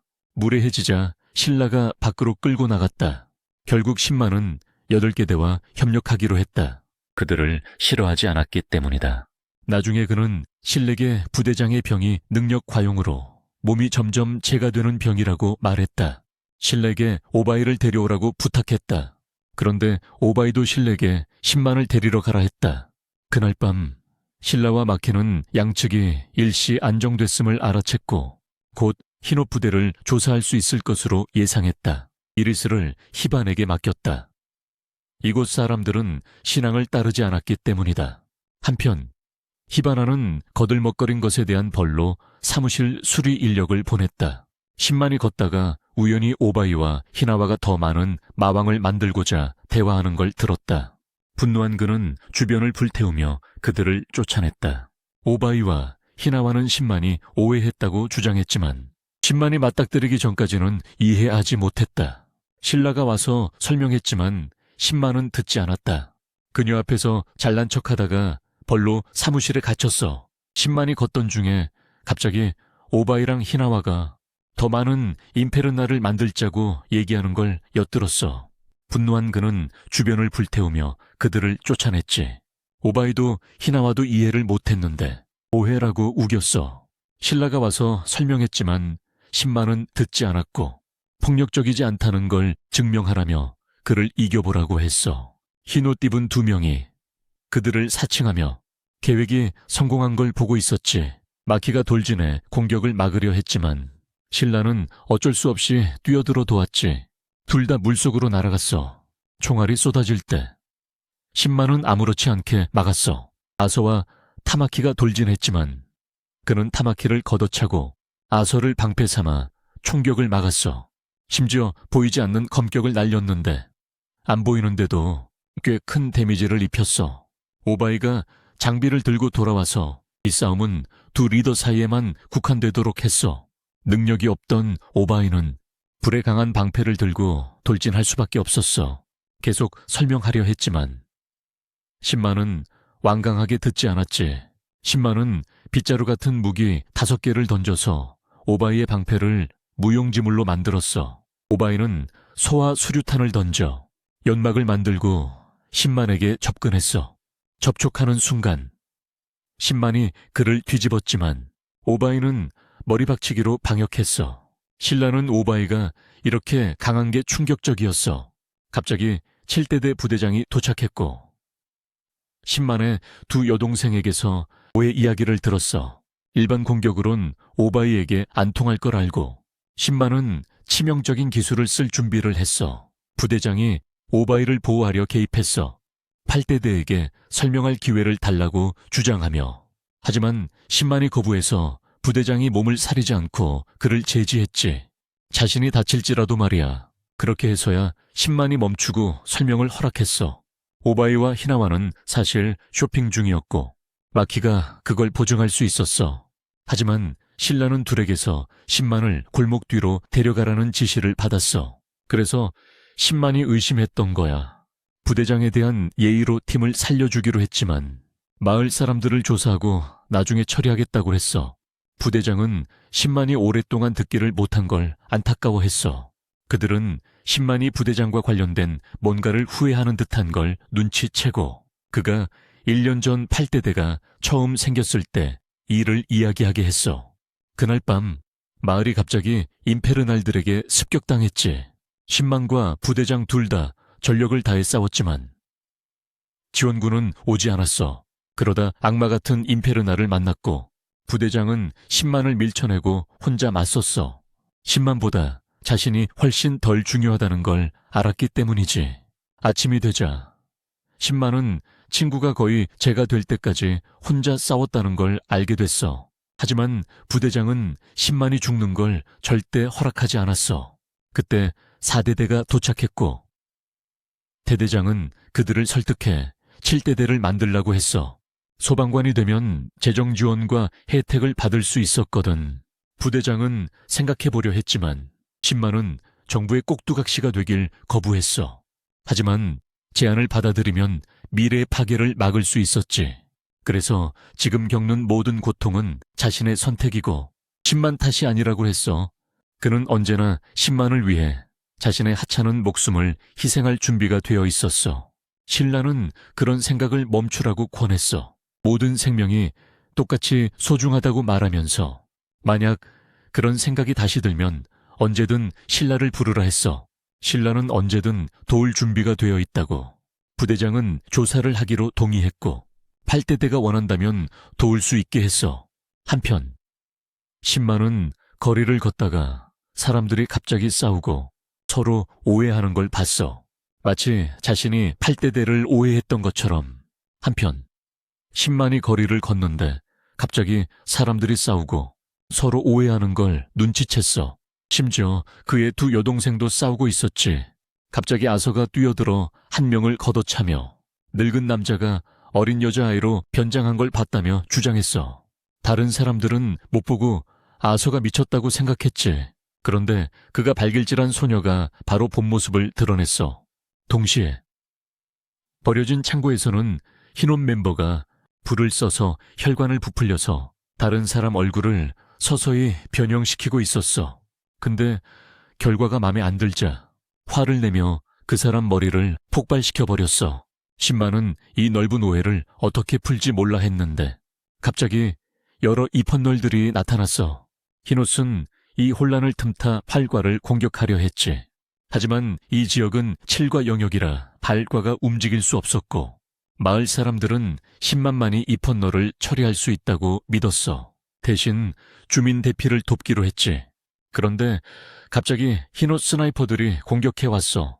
메키가 총알을 막았지만 하나가 뚫릴 뻔했지. 그녀는 재빨리 화살을 정령으로 바꿔 치명타를 막았어. 아서와 신라는 급히 앞으로 달려갔고 신라는 자신이 표적임을 깨달았어. 두 스나이퍼 위치를 파악하고 한 발은 발로 걷어찼으며 멀리서 세 번째 스나이퍼도 발견했지. 그들이 자신을 부대에서 떼어놓으려 한다는 걸 알고 방향 감각 없는 아서를 데리고 가기로 했어. 한편 부대 부장은 여동생과 함께 위장을 신문했지만 그는 입을 다물었어. 대신 벌레를 몸에 풀어 입헌놀로 변했지. 히나와가 곧바로 달려들어 위장을 사살했어. 그 남자는 지역 사람이 아니어서 종교적 문제는 걱정할 필요 없었지. 오바이는 부대 부장에게 도움을 청했어. 마을 사람들이 자신의 말을 안 들어서였지. 10만도 주민들 마음을 모으지 못했어. 오해 때문에 서로 불신이 깊어졌거든. 한편 신라는 흰옷 한 명과 마주쳐 돌진했지만 두 번째 공격자에게 기습당했어. 두 번째 적이 신라를 붙잡는 동안 첫 번째가 조준했는데 아서가 공격을 막아냈어. 신라는 몸을 탈출했지만 흰옷 복면이 스나이퍼를 가리려고 섰지. 아서와 신라는 협력하지 않았지만 아서는 모든 총알을 막아냈어. 이를 본 스나이퍼가 폭발탄으로 바꿨어. 둘은 밀려났지만 끝내 협력하지 않았지. 궁지에 몰리자 드디어 시시한 다툼을 접고 공격을 조율했어. 하지만 신라는 팀워크에 큰 기대를 하지 않았고 오히려 상대를 분리하려고 했어. 아서는 복면 전사와 맞서고 신라는 더 빠르니 스나이퍼를 처리하기로 했지. 합의하자마자 또 서로 발에 걸렸지만 무시했어. 사고를 막으려고 신라는 공중으로 올랐지. 적들이 분리당하기 싫어해 계속 타깃을 바꿨어. 싸움이 힘들어지자 복면 인물이 스나이퍼에게 후퇴하라 명령하고 불벌레를 삼켰어. 한편 신라는 마을을 돌아다니며 입헌너를 처치하고 영혼을 위한 기도를 올렸지. 나중에 부대 부장과 만나 마을 사람들을 안심시키라 부탁했어. 지금 그가 리더십을 발휘하는 게 정말 중요했거든. 하지만 부대 부장은 신라가 직접 해야 한다고 고집 부렸어. 지금은 강하고 믿음직한 리더가 필요하다고 했지. 반박할 수 없음을 깨닫고 신라는 자신 같은 무식한 놈에게 너무 기대하지 말라 경고했어. 그리고는 감시탑 전체를 공중으로 들어올려 모두가 보게 한 뒤 위장이 숨어 있다고 선언했어. 하지만 그는 당열을 잃지 말라고 다그쳤다. 그렇지 않으면 궁지에 몰릴 테니까. 사람들은 신라의 판단을 믿었고 상황의 흐름이 바뀌었다. 하지만 복잡한 전략 대신에 그는 그냥 모두 싸우라고 명령했다. 진짜든 가짜든 상관없다고 팔과가 임페르날과 화염을 처리하기로 했다. 한편 아서와 신라는 망토를 두른 적이 인페르날로 변하는 걸 보았다. 그런데 뿔이 달린, 즉 화염 마귀가 된 상태였다. 마을 사람들이 싸우는 걸 보며 오바이와 히나와는 끼어들지 않기로 했지만 두 여성 대원은 참여하고 싶어 했다. 부대장은 사람들에게 불을 끄라고 지시했고 신민은 마귀를 발견하고 맞서러 나섰다. 그 광경은 신라의 과거 화제 기억을 불러일으켜 그를 집중력 잃게 만들었고 아서가 대신 나섰다. 자신의 다리가 새까맣게 탄 걸 보고 신라는 충격에 소리쳤지만 알고 보니 그건 단지 환상이었다. 저격수는 수수께끼 같은 말을 남기고 사라졌다. 아서는 마귀에게 날아가 맞아 쓰러졌고 신에게 싸움에 합류하라고 불렀다. 함께 공격해도 그들의 힘은 겨우 생물체에 상처를 낼 정도였다. 신민이 도착했고 2년 전 부대장의 비극을 일으킨 화염 마귀를 청산하려고 했다. 그때 화염 마귀가 부대장의 비극적 운명을 초래했었다. 한편 마키와 타마키는 남은 어린 소녀를 찾아냈고 그녀가 2명의 범죄자와 대치 중임을 알았다. 그들은 그녀를 속이고 누군가를 사칭했다. 신민은 마귀의 공격을 가뿐히 막아내고 공격을 가했지만 생물체에게는 거의 영향을 주지 못했다. 부대장이 그런 적을 쓰러뜨리기 위해 겪은 파괴를 떠올리며 신민은 마귀를 마을에 피해가 없도록 하늘로 끌어올리기로 결심했다. 상승하는 동안 저격수가 그에게 총알을 쐈다. 개입할 수 없던 부대장은 신라를 떠올리며 도움을 청했다. 위험을 감지한 신라는 즉시 전속력으로 위로 날아갔다. 한계까지 힘을 쥐어짜며 얼굴이 일그러져 화살을 잡았지만 움직이는 건 또 다른 도전이었다. 저격수가 그의 불꽃이 세상을 파괴한다고 말한 걸 떠올리며 신라는 분노를 터뜨려 더 강한 힘을 발휘하며 화살을 성공적으로 꺾었다. 그렇게 신민이 나머지를 처리했다. 그는 마귀를 하늘로 던지고 미사일처럼 강력한 빗자루 모양 무기들을 소환했다. 이전에 오바이에게 거의 썼던 기술도 사용했다. 하지만 마귀는 여전히 멀쩡했다. 결국 신민은 부대장의 최강 기술을 썼고 마침내 화염 마귀를 제로 만들었다. 2명의 백의 대원들은 필요한 정보를 얻고 철수하기로 결정했다. 신라는 신민이 쓰러지는 걸 보고 한계에 다다른 듯해 달려가 받았다. 불과 임페르날이 모두 처리된 후 부대장은 팔과 특히 신에게 크게 빚졌다고 인정했다. 다음 날 아침 마을은 복구를 시작했고 시민도 재건 작업을 도왔다. 한편 마키와 하나와는 오바이에게 전도사와 연계된 부대가 불타버렸다고 알렸다. 확실히 그들은 지난밤 혼란을 이용해 증거를 모두 없앴다. 이후 신민은 이별 인사를 하려고 팔과를 불렀고 떠날 준비를 하고 있었다. 그는 술병을 꺼내 오바이에게 한 잔 권하며 두 팀 간의 우정을 나눴다. 술을 마신 신민은 제어할 수 없는 웃음을 터뜨리며 필요할 때 언제든 도와주겠다고 약속했다. 신라도 그 엉뚱한 표정을 보고 웃음을 참지 못했다. 한편 두 백의 대원은 조직으로 돌아가 우스운 표정을 본 신라는 웃음을 참지 못했어. 한편 흰옷 입은 두 요원은 조직으로 돌아가 리더에게 보고했어. 자기네 중 한 명이 쓰러졌고 선지자들이 찾던 불꽃의 소유자가 나타났다고 확인했지. 이 셋의 이름이 공개되었어. 변장한 자는 요나였다. 저격수는 에로우. 그리고 그들의 리더는 다름 아닌 신라의 동생 조였다. 이 시기쯤 팔관은 과학부서를 채우기 위해 제국이 모든 부대에 그 역할의 증언을 명령했기 때문이다. 팔과에 배속된 신입은 빅터. 공식 합류 후 하지만 히바나가 있기에 빅터의 기록을 검토해보니 결점 없이 대학 최고 성적으로 졸업했고 소방기술 연구 분야를 이끌고 있었다. 하지만 뛰어난 만큼 고립되어 팔과는 아직 과학 담당과 기계공학자가 부족했기에 그 역할을 맡았다. 한 명을 새로 뽑아야 했어. 오바이는 이미 수많은 소방대와 제국의 산업그룹인 불의의 신으로 불리는 기계의 신, 불칸을 거절한 엔지니어를 생각하고 있었지. 불칸. 기계의 신으로 알려진 인물 말이야. 희나와는 불칸의 작업실을 직접 방문하자고 제안했어. 하지만 불칸은 소방대와 산업그룹을 모두 혐오하는 것으로 유명했지. 그들은 서로 연관이 있어서 불칸이 싫어했어. 그래서 오바이는 신라, 아서, 그리고 시스터를 보내 협상하게 했어. 불칸이 그들과 비슷한 또래였거든. 그들은 편하게 입고 왔어. 채용이 쉽지 않을 거라는 걸 알면서도 그래도 도전해보려는 의지가 있었지. 불칸 작업실에 도착하자 아서가 단도직입적으로 자기가 소방대원이라고 말했어. 그러자 불칸이 바로 캔을 던지며 쫓아냈지. 떠나던 중 그들은 불칸의 제자인 유를 만났고 유는 그들이 스승님을 데리러 온 걸 알았어. 유는 막 물품 쇼핑을 끝내고 불칸을 불렀지. 불칸은 세 사람에게 절대 소방대에서 일하지 않을 거라고 단호히 말했어. 가능성이 없다는 걸 알자 신라는 떠나자고 제안했어. 하지만 유는 스승님을 설득하려고 결심했어. 유는 단순 심부름꾼이 아니었어.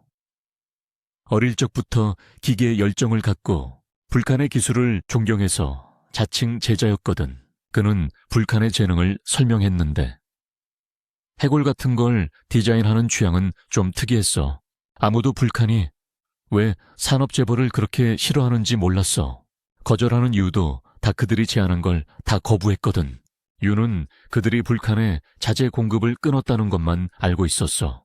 하지만 불칸은 아마 더 깊은 이유가 있었을 거야. 팔과가 다른 부대와 다르다고 믿으며 신라는 유를 설득해 그들을 작업실 안으로 들였어. 그곳에서 그들은 불칸의 조수인 리사를 만났지. 불칸은 막 고장난 엔진을 고치고 있는 중이었어. 사실 고장난 게 아니란 걸 알고는 발로 걷어찼지. 세 사람이 작업실에 있는 걸 보고 또 캔을 던졌어. 하지만 신라는 대화를 고집했어. 갑자기 자주 오는 익숙한 인물이 나타났어. 불칸은 그를 만나러 밖으로 나갔어. 상과의 대장이었지. 불칸은 이 사람이 자재 공급을 끊은 장본인님을 알고 있었어. 대장은 다시 한번 불칸에게 삼과 합류를 권유하며 무한한 자원을 약속했지. 하지만 이번이 마지막 기회라며 거절하면 큰일 날 거라고 경고했어. 불칸은 그가 자신의 할아버지와 아버지에게도 해를 끼쳤던 걸 알고 있었어. 위협에도 불구하고 불칸은 굴복하지 않았지. 신라가 들어가 보니 불칸은 삼과의 압박을 받고 있었어. 그럼에도 불구하고 그는 그들을 다른 소방관들처럼 대했지. 갑자기 아소와 시스터 아이리스가 작업실에서 장난을 치기 시작했어.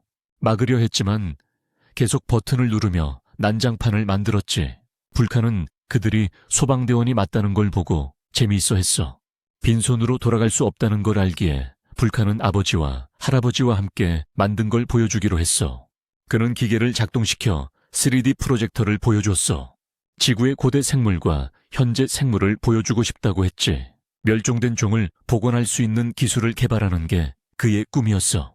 이 말을 듣자 신라는 불칸이 활과의 완벽한 인물임을 바로 알았어. 신라는 불칸에게 최소한 오바이 대장과 만날 것을 권유했지만 불칸은 단호히 거절하고 떠났어.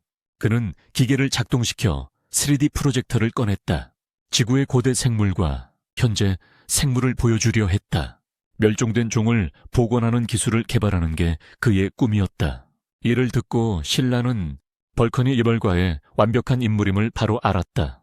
그는 벌컨에게 최소한 오바이 대장과 만나자고 권했지만 신라는 리색의 벌컨과 어떻게 같이 살게 됐는지 물었다. 그녀는 인패널에게 가족을 잃고 수녀원에 보내졌으나 결국 도망쳐 고철 야적장에 숨어 있다가 벌컨에게 거둬졌다고 설명했다. 근처 무덤은 벌컨의 아버지와 할아버지의 것이었다. 불칸 할아버지는 두 제자가 있었는데 아들과 삼과 대장이었지. 근데 이유는 모르겠지만 불칸 할아버지랑 아버지가 모두 돌아가시고 삼과 대장은 소방대에 들어가서 불칸 가족은 오랫동안 정확한 내막은 아무도 몰랐어. 모든 걸 알아낸 뒤 그들은 다시 안으로 들어갔지. 갑자기 신라는 7과 부대장의 감각을 느꼈어. 이번엔 3과 대장의 사르였지. 아서가 떠날 준비를 했지만 신라는 남겠다고 고집했어. 부서지지 않는 걸 만드는 게 목표인 그는 그들의 관계도 한편 신라는 칠과에서 맞았던 직감을 그 직감은 사실이었거든.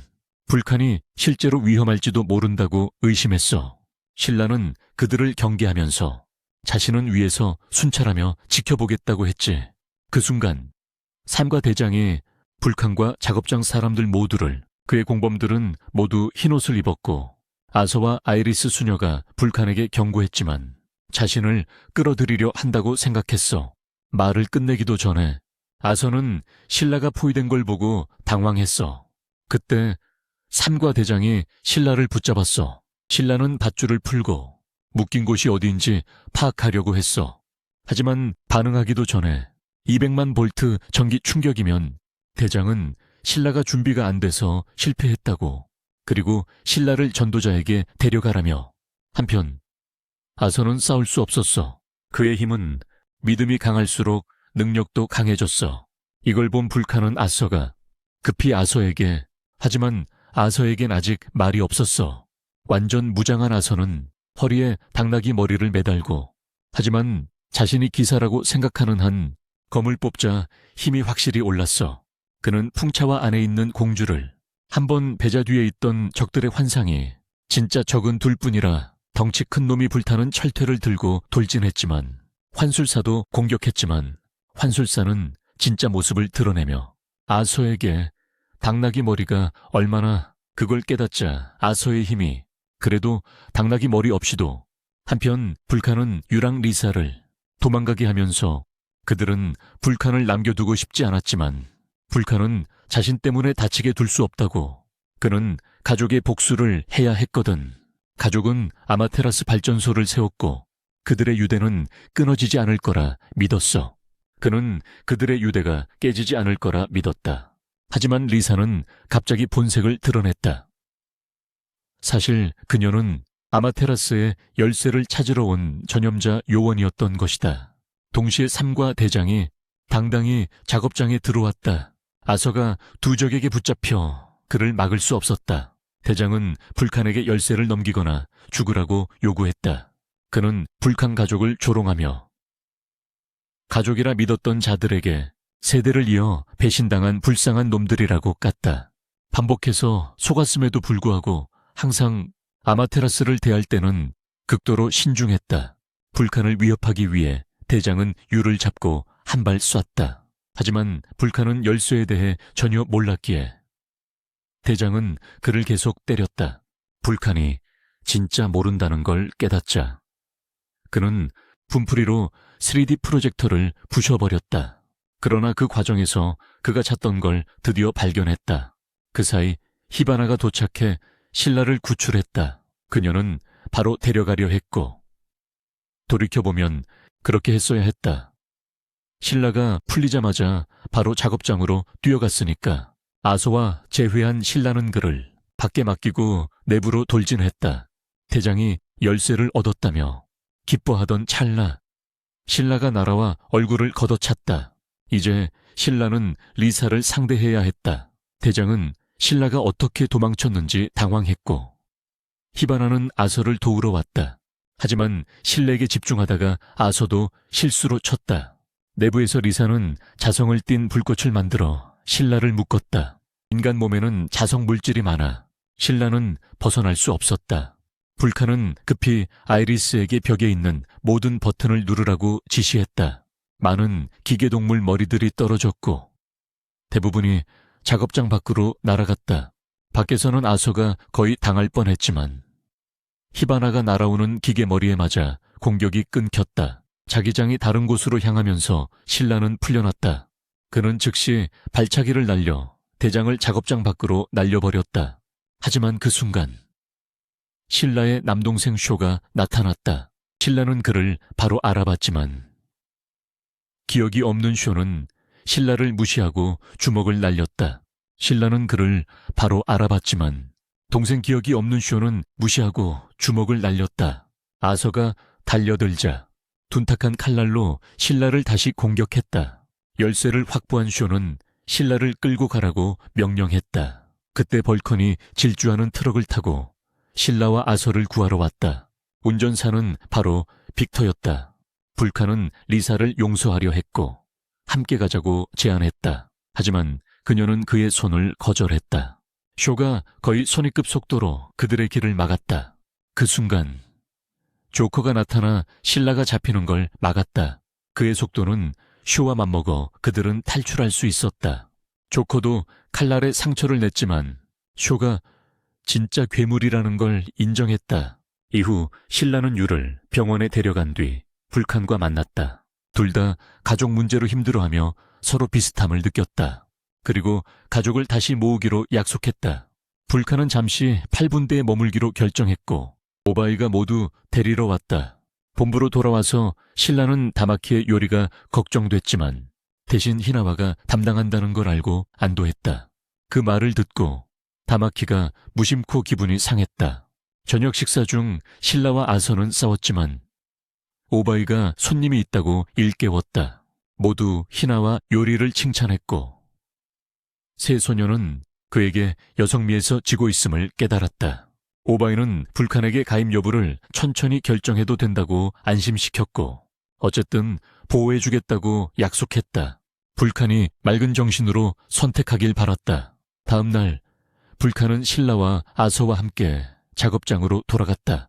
그는 아버지와 할아버지에게 사과하며 말했다. 그가 불꽃대에 들어가면 약속을 깨는 거였어. 하지만 그는 목표에 굳게 매진했지. 그렇게 벌칸은 공식적으로 8분대에 합류했어. 해골 장식에 대한 그의 애정까지 함께 데리고 말이지. 오바이도 그걸 좋아했어. 며칠 후 타마키의 전 대장 카람이 8분대 본부를 찾아와 정보를 교환했어. 신라는 쇼파와의 충돌이 불가피하다는 걸 깨달았지. 한편 아서와 히나와는 벌칸의 기계 장치를 완전 즐기고 있었어. 마키는 그걸 못마땅해 했지만 히바나는 오바이에게 이리스를 손님에게 차를 대접하게 했다고 따졌어. 하지만 이리스는 자발적으로 한 거라고 주장했지. 이리스는 단지 히바나가 왜 그렇게 높은 자리에 앉았냐고 물었을 뿐이야. 히바나는 단지 카람과 같은 높이에 앉는 걸 싫어했거든. 이리스가 방을 나간 후 대장들은 대화를 시작했어. 7분대 부대장이 신라 대신 와서 알려줬지.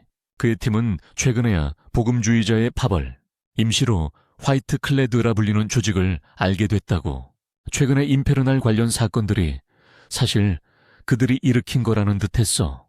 카람은 화이트 클레드가 단순히 임페르날을 만드는 게 아니라 특정 능력을 찾고 있다고 의심했어.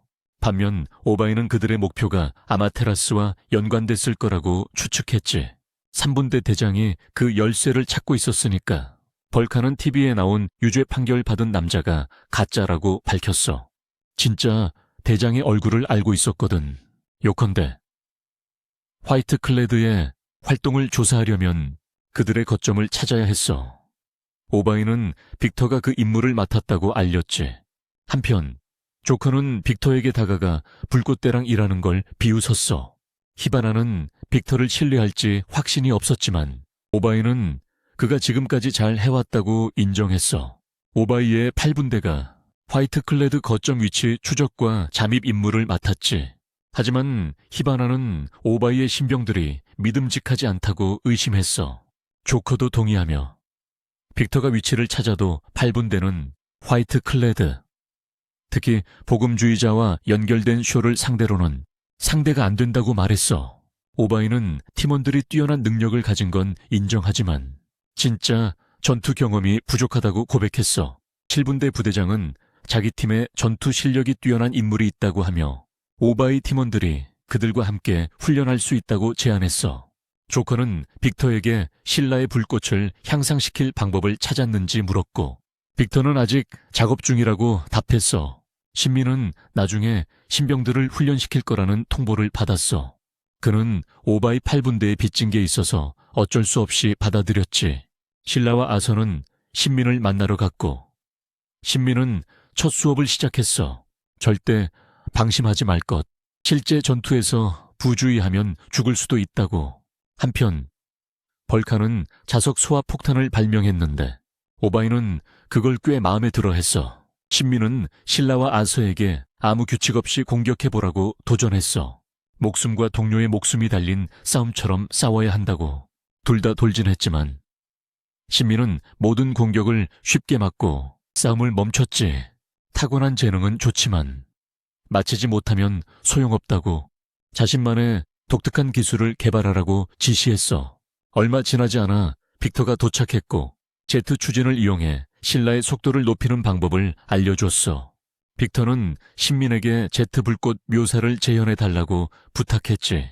불꽃을 한 방향으로 집중시키고 힘을 키우고 압축한 뒤 방출하면 제트 엔진 같은 추진 효과였다. 신민이 시험했을 때 뒤로 날아갔다.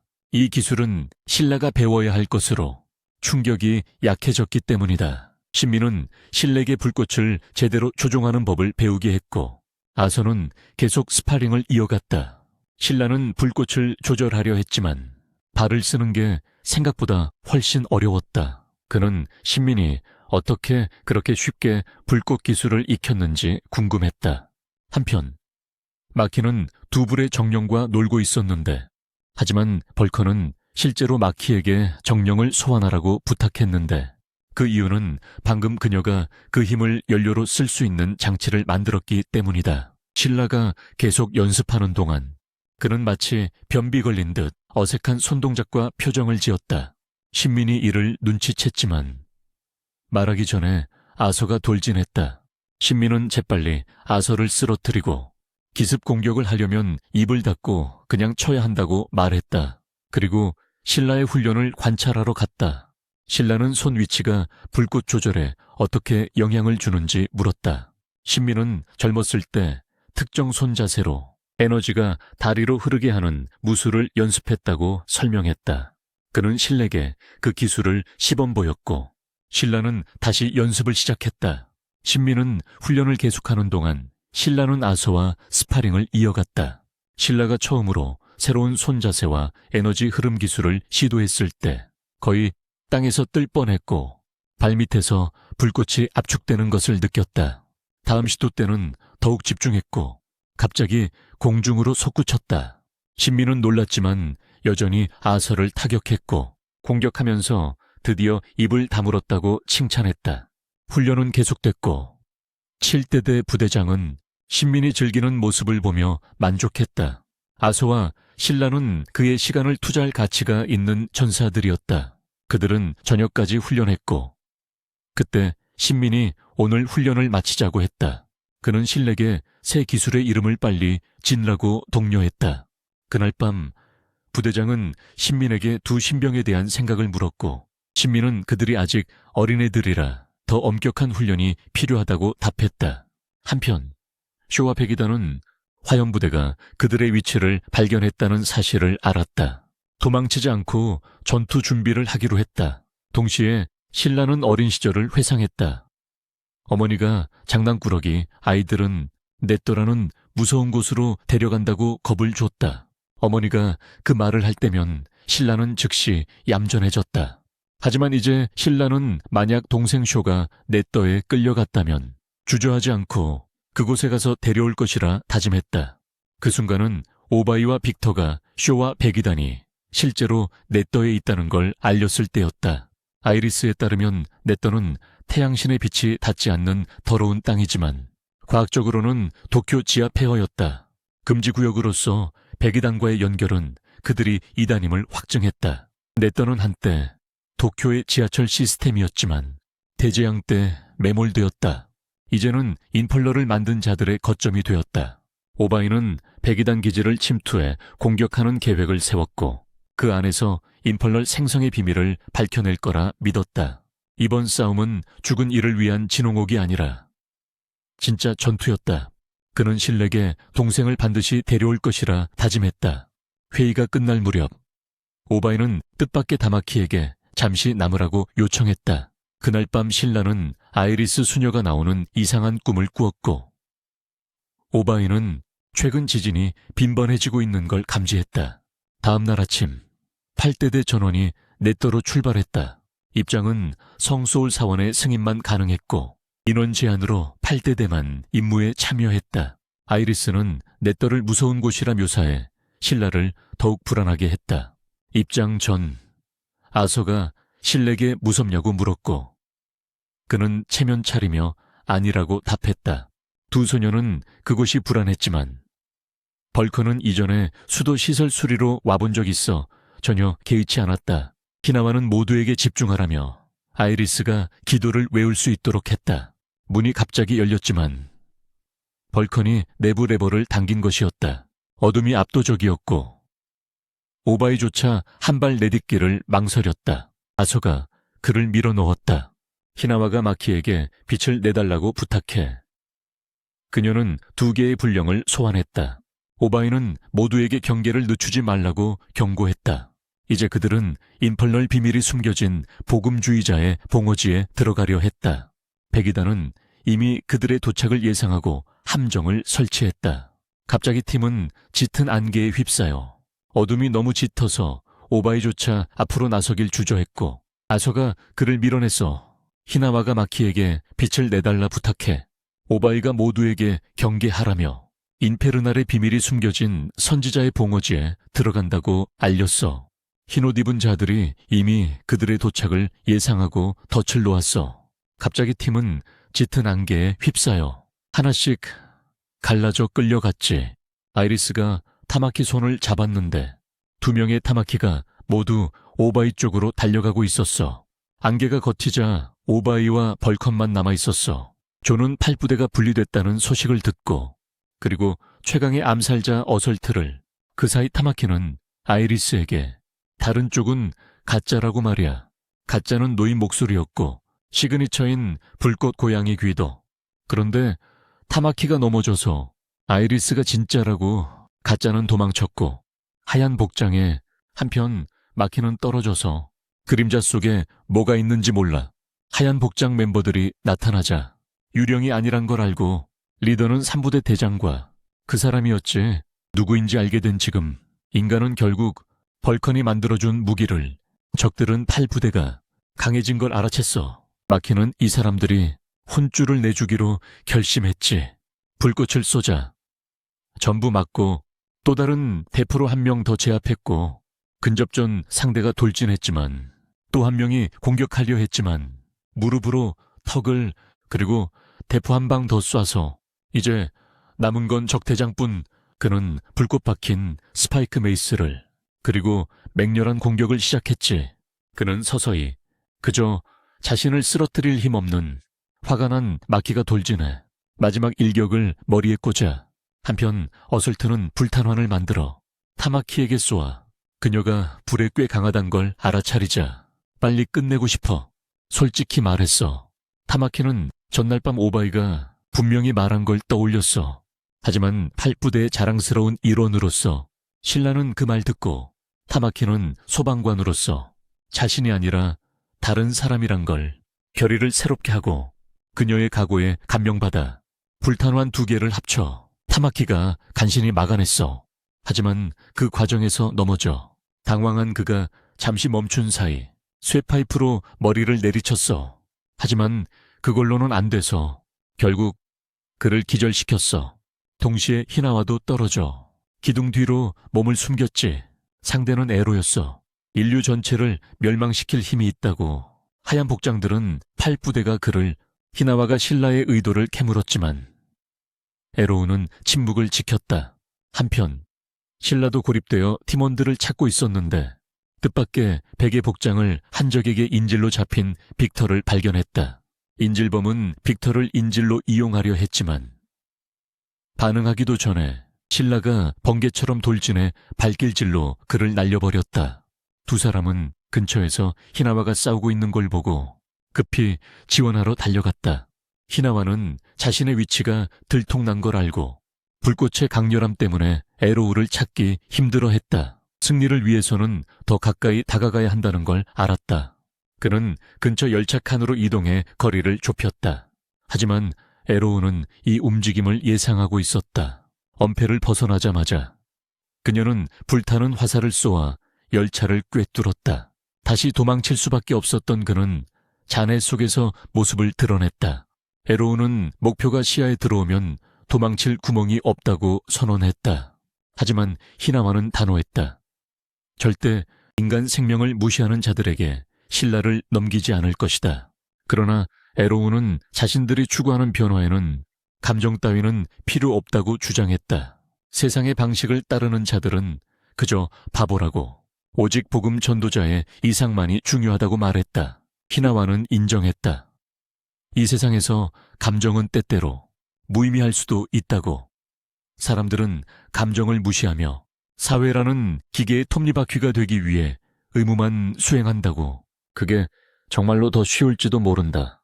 하지만 그는 그래도 부하들을 그런 자들에게 넘기지 않았다.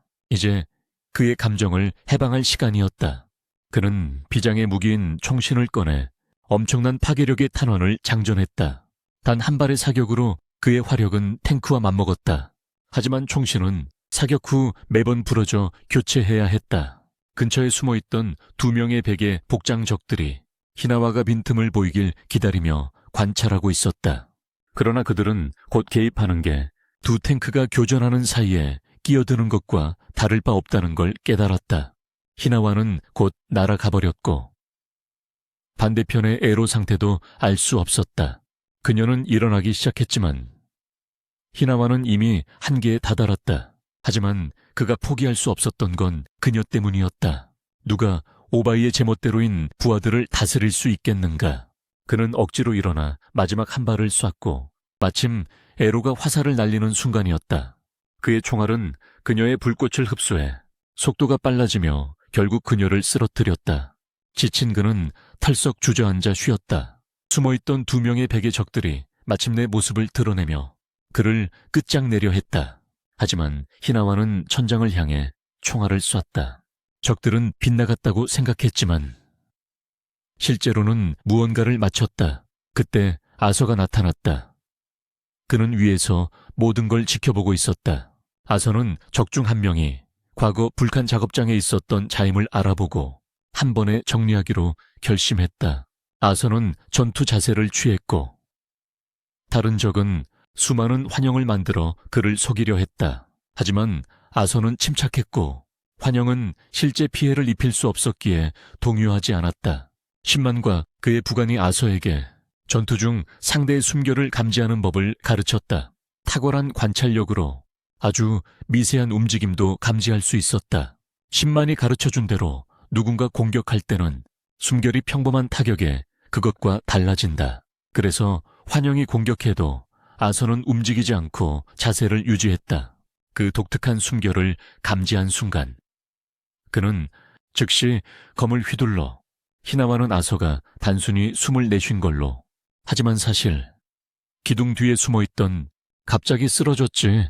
아서는 적의 진짜 목적이 자신이 아니라 히나와는 완전히 당황했고 아서는 남아있던 적이 이미 도망간 걸. 아서는 히나와를 일으켜 세워 한편 타마키와 아이리스는 다행히도 동시에 오바이와 벌카는 앞에서 리사와 3부대 대장을 마주했어. 리사는 배급병에 붙잡혀 그녀는 벌칸이 다시 소방관이 된 걸. 벌칸은 다시 그녀를 보기 위해서였어. 하지만 3부대 대장은 주저없이 리사에 그녀의 힘을 부풀리고 두 사람을 공격하게 했어. 오바이는 자석 폭탄을 던져 리사를 밀어내며 젊은 세대를 이끌 의무가 감사함을 이용해 협박하는 게 아니라고 선언했어. 3부대 대장은 오바이의 말을 무시하며 소방관일 필요가 없다고 주장했어. 전도자가 세상의 진실과 왜 임페르날이 그리고 신라가 품은 오바이는 그와 같아지길 거부하고 하지만 오바이와 벌칸 모두 3부대 대장은 웃으며 무력한 절대 이길 수 없다고 조롱했어. 그녀도 한때는 평범한 인간이었다고. 하지만 그는 임페르날 벌레에 노출시켜 그 힘이 그녀를 과거 두려워했던 보호해준다고 주장했어. 바로 그녀 부모님을 앗아간 그 불꽃 말이야. 오바이는 자석폭탄을 이용해 자신과 도끼를 쥐고 3부대 대장에게 돌진했지만 벌칸은 벌레의 진짜 정체를 알고 싶었지만 그걸 알게 두려 하지 않았어. 오바이는 소화기를 꺼내 리사의 화염 야수를. 효과가 없었어. 리사는 소화기를 무용지물이라 비웃었지. 하지만 오바이는 소방도구를 결코 사람과 재산을 지키는 게 소방관의 임무니까 대장은 리색의 오바이를 처리하라 명령했고 그녀는 촉수로 벽에 박아버렸어. 그는 단지 목숨을 버리는 거라며 오바이를 조롱했지만 오바이는 죽음을 구하는 게 아니라 갑자기 그가 몰래 리사의 촉수에 붙여둔 리사는 쓰러졌어. 벌칸이 그녀를 받았지만 불러내며 은혜를 잊지 말라 경고했지. 벌칸은 리사를 붙잡지 못했고 대장은 둘을 협박하며 인질로 잡았어. 그는 벌칸에게 오바이를 쏘라 명령했지. 만약 그렇게 하면 리사가 풀려나고 극심한 압박 속에서 벌칸은 어쩔 수 없이 대장은 약속대로 리사를 풀어줬지. 그런데 갑자기 오바이가 튀어나와 철로를 당겨 대장과 리사를 갈랐어. 대장은 당황했어. 소방복이 방탄이 아니란 걸. 그런데 오바이는 어째서 아직 살아있지. 오바이는 그걸 비밀로 하려 했어. 하지만 벌칸의 팀 소방복을 업그레이드했다고. 기계공으로서 대장이 준비 안 된 채 대장은 태연히 그들이 뭘 할 수 있을지 그는 여러 기계들을 드러냈지만 펭귄 헬멧을 쓴 벌컨이 돌진해 그것들을 박살냈어. 오바이는 재빨리 전투에 돌입해 벌컨이 리사를 데려갈 기회를 만들었지. 그는 한때 소방관이었던 사람이 왜 이렇게까지 추락했냐고 물었고 전도자에게 믿음을 둔 이유를 의심했어. 대장은 인간은 단지 세상을 위한 연료에 불과하다고 주장했어. 끊임없이 타오르고 소비되는 인간이 에너지로 쓰이는 건 그저 자연스러운 이치일 뿐이라 했지. 하지만 오바이는 지옥불과 벌레들이 인공적으로 만들어진 존재라고 반박했어. 대장은 그런 건 말도 안 된다며 전도자 같은 초월자는 인공물이라 할 수 없다고 무시했지. 오바이는 전도자는 자신 같은 쓰레기들이 숭배하는 아이돌에 불과하다고 맞섰어. 하지만 대장은 사울교회도 존재가 확실치 않은 신에게 기도하는 점을 들며 반박했지. 그는 평범한 인간인 오바이가 전도자의 진짜 본질을 절대 이해 못할 거라고 비웃었어. 한편 신라는 갑자기 이상한 환영을 봤어. 불길한 악마가 다가와 자신을 만지는 모습을. 그리고 어린 시절의 자신과 쇼가 나타났고 미스터리한 손이 둘을 향해 뻗어왔지. 현실로 돌아온 신라는 빅터가 볼 수 없는 뭔가를 향한 발자국을 발견했어. 3부대 대장은 신라의 악마 같은 능력이 쇼와 공명하기 시작했다고 설명했지. 그는 신라의 불꽃이 모든 불꽃 위에 군림하는 파이로키네시스 최강의 힘이라고 밝혔어. 또 벌레와 불 사이의 연결고리를 암시하며 아무도 벌레들이 왜 불에 끌리는지 제대로 이해하지 못했다고 했지. 아마도 벌레들은 그저 불 자체, 즉 자기 근원으로 돌아가려는 거라 추측했어. 그때 신라는 드디어 쇼와 재회해 약속대로 형을 집으로 데려갈 준비를 했지. 하지만 쇼는 가족이 있었다는 기억이 전혀 없었어. 절박해진 신라는 쇼에게 다가가려 돌진했지. 빅터는 두 종말의 불꽃 사용자 간의 싸움을 기대하며 지켜봤어. 하지만 둘의 움직임이 너무 빨라 빅터는 아무것도 못 봤지. 갑자기 신라가 쇼가 공격하기 직전에 빅터를 구했어. 전투는 계속됐고 신라는 쇼의 망토를 휘감아 움직임을 제압하려 했지. 쇼는 가까스로 벗어나 검을 휘둘러 신라를 물러나게 했어. 갑자기 쇼는 땅에 검을 꽂아 시간을 완전히 멈췄지. 신라는 의식은 있었지만 움직일 수 없어 완전히 쇼의 공격에 무방비가 됐어. 부상에도 신라는 억지로 일어섰지. 한편 마키 일행은 오바이 위치에 가까워졌고 3부대 대장은 신라가 쇼와 단독으로 맞서도록 떠났어. 떠나기 전 리사의 세뇌는 인간 영혼에 붙은 저주 같아 절대 깰 수 없다고 밝혔지. 쇼는 자신은 신라와 전혀 다른 차원의 존재에서 신라가 절대 따라잡지 못할 거라 선언했어. 받아들이지 못한 신라는 돌진했지만 다시 시간에 얼어붙어 쇼의 칼등에 맞았지.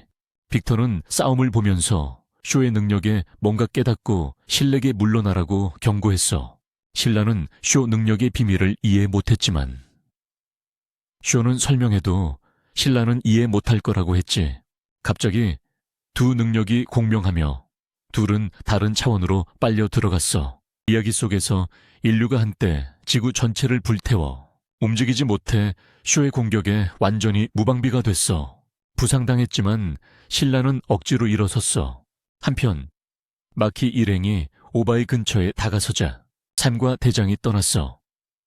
신라가 쇼와 단둘이 싸우게 하는 게 임무였거든. 떠나기 전 그는 리사의 세뇌가 깨지지 않는다고 밝혔어. 인간 영혼에 묶인 저주 같다고 비유했지. 쇼는 신라가 절대 자신을 따라잡지 못할 거라 선언했어. 자신은 신라와 완전히 다른 공간에 존재한다고. 이를 받아들이기 싫은 신라는 돌진했지만 또다시 시간이 멈추고 쇼의 칼등에 맞았어. 전투를 지켜보던 빅터는 쇼 능력의 비밀을 깨닫고 신에게 도망치라며 이길 수 없다고 경고했어. 신라는 쇼 능력의 트릭을 이해하지 못했지만 쇼는 설명해도 신라가 이해 못할 거라고 했어. 갑자기 두 능력이 공명하며 다른 차원으로 끌려갔어. 이야기는 인류가 한때 지구 전체를 불태워 문명을 잿더미로 만든 중요한 역사를 드러냈어. 이 대재앙을 대격변이라 불렀지. 한편 아서에게 도망친 남자가 선지자 바로 밋 인물과 접촉했어. 그녀는 운명적인 순간이 다가오고 있음을 느꼈다.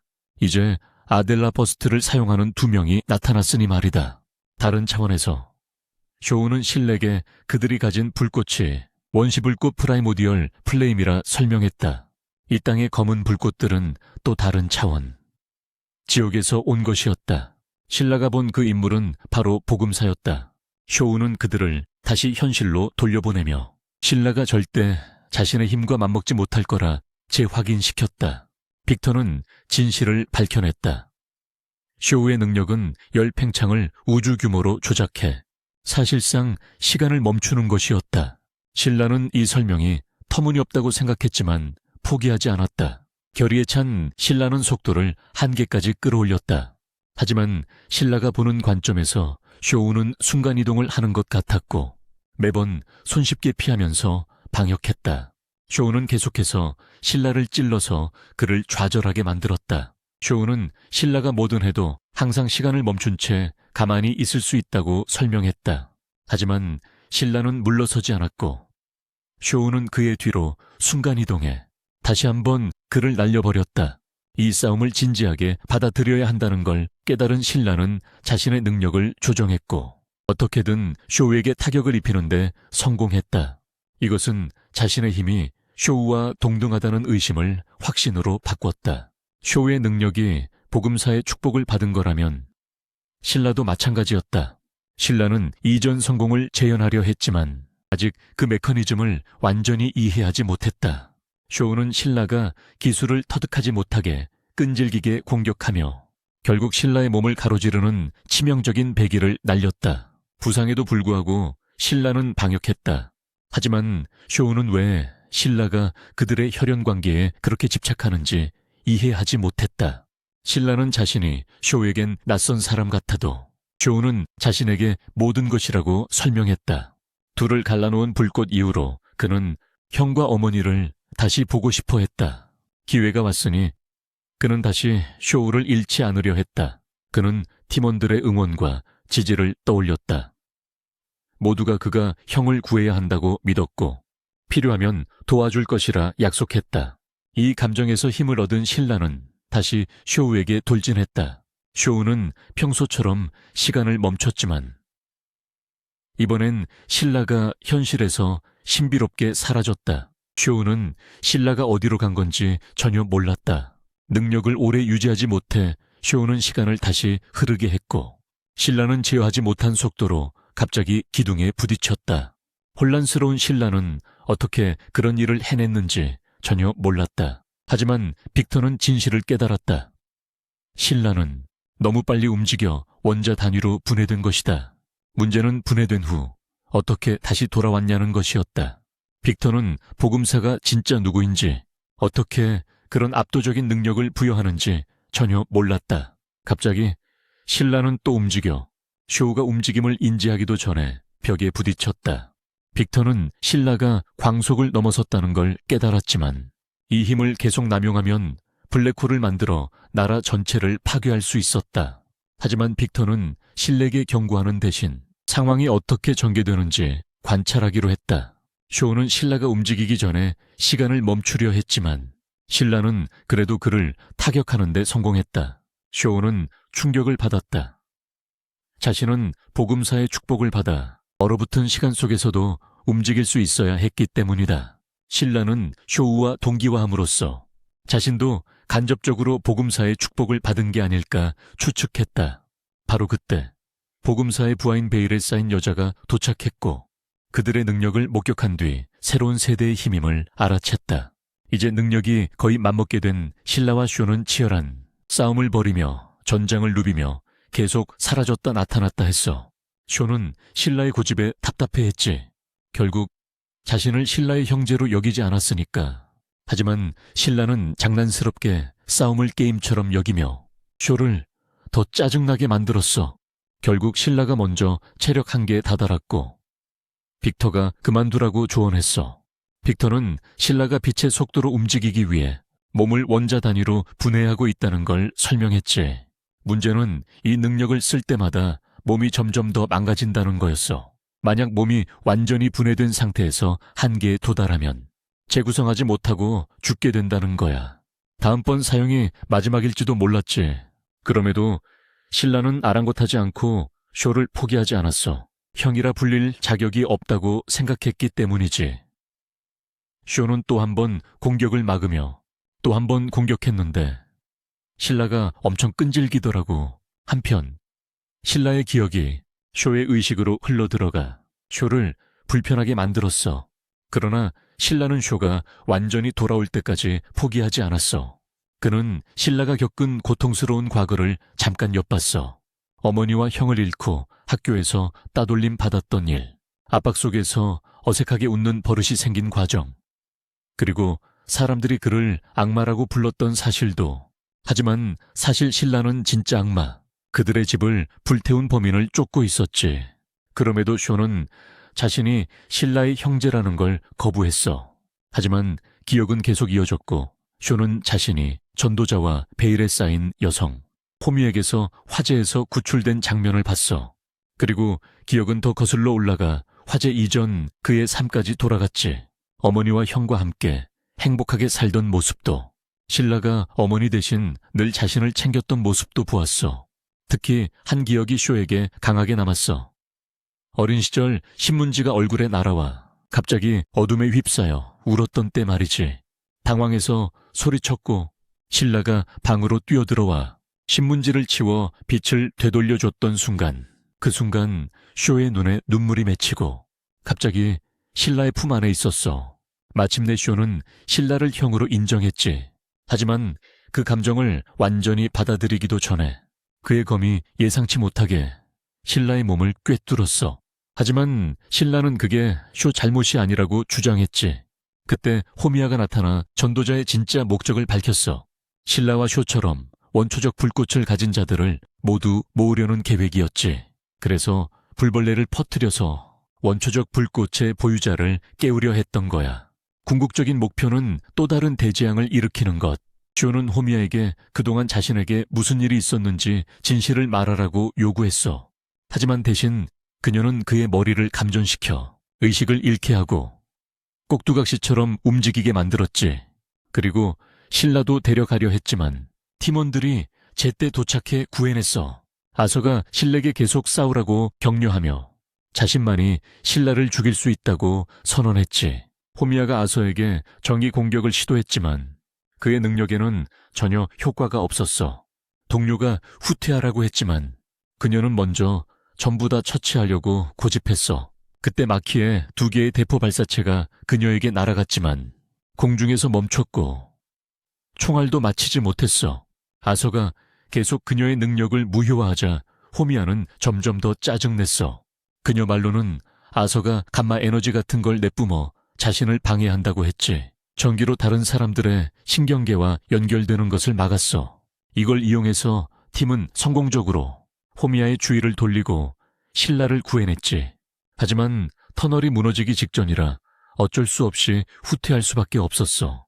신라는 쇼를 되찾지 못해 팀은 그를 무사히 데려가는 걸 우선시했어. 무사히 탈출했지만 지진은 계속 밑에서 울려 퍼졌어. 서둘러 신라를 유숙과 본부로 옮겼고 그곳에서 의사인 황 대장을 만났어. 그녀는 오바이가 최근 내도에서 조사한 걸 물었고 흰 옷 입은 자들을 발견했고 선지자의 계획인 화염벌레를 퍼뜨려 더 많은 인페른나를 만들려는 걸 밝혔어. 모두 불꽃의 소유자를 찾기 위해서였지. 아델라 버스트가 세상을 파멸로 몰아넣으려 해. 오바이는 황에게 신라를 구하기 위해 전력을 다해달라고 간청했어. 하지만 신라가 살아남더라도 영구적인 후유증이 있을 수도 있다고 경고했지. 그럼에도 불구하고 소방대의 일원으로서 오바이의 동료를 구하겠다는 수술실에서 실렉에서 검을 빼낸 후 능력으로 뱀을 소환해 자신의 몸 안으로 안내했어. 뱀은 그의 회복을 도울 거지만 결국 그의 생존은 자신의 의지력에 달려 있었어. 한편 아서는 다른 사람들 소식을 물었고 타마키가 설명했어. 그들의 중위가 치료를 받고 있다고. 아서는 육과가 병원처럼 운영된다는 게 이상하다 생각했지만 타마키는 일과가 소방대와 교회 둘 다와 연결돼 있듯이 1분대가 소방대와 교회 양쪽에 연결되어 있는 것처럼 6분대는 유일하게 치유 능력을 가진 부대로서 의료시설 역할을 하고 있다고 명확히 했어. 황은 신라를 안정시키는 데 성공했지만 그가 완전히 회복하고 의식을 되찾으려면 며칠이 걸릴 거야. 병원 침대에서 마침내 깨어났을 때 쇼가 복음주의자에게 돌아간 사실에 그때 전 일과 대장 번즈가 와서 12년 전 그의 집에서 난 화재에 대해 식사를 마친 후 번즈는 자신임을 고백했어. 그리고 공식 보고서를 조작해 신라가 악당으로 낙인 찍힌 것에 대해 사과했지. 하지만 신라는 번즈에게 쇼가 아직 살아있고 번즈는 알고 있었다고 인정했고 신라를 분노케 했지. 하지만 번즈는 아직 자신의 힘도 완전히 통제하지 못하는 신라는 단호하게 다음에 쇼를 만날 때는 번즈는 그 힘을 증명하라며 싸움의 자세한 내용은 불명확하지만 얼마 후 벌컨이 와서 신라를 데리러 왔어. 벌컨은 신에게 메키와 아이리스 앞에서 그들이 신라를 깊이 걱정하고 있었거든. 벌컨은 또한 그가 혼자가 아니라고 상기시켰어. 기지로 돌아온 신라는 아이리스와 재회했고 이어 메키가 직접 맞아주지 못한 걸 안타까워했어. 사무실에 들어가 타마키, 아서, 빅터에게 인사했지. 히나와는 신라를 보고 안도하며 지난 임무에 대한 보고서를 건넸어. 신라는 오바이에게 복귀를 공식 보고했지. 번즈와의 싸움에 대해선 신라가 번즈는 가볍게 막아냈어. 결국 신라의 결의에 자극받은 번즈가 살아있는 열 에너지 덩어리로 변해 답답한 신라는 번즈가 왜 진실의 일부만 말하고 나머지를 듣기 전에 실력을 증명하라고 했는지 의문을 품었어.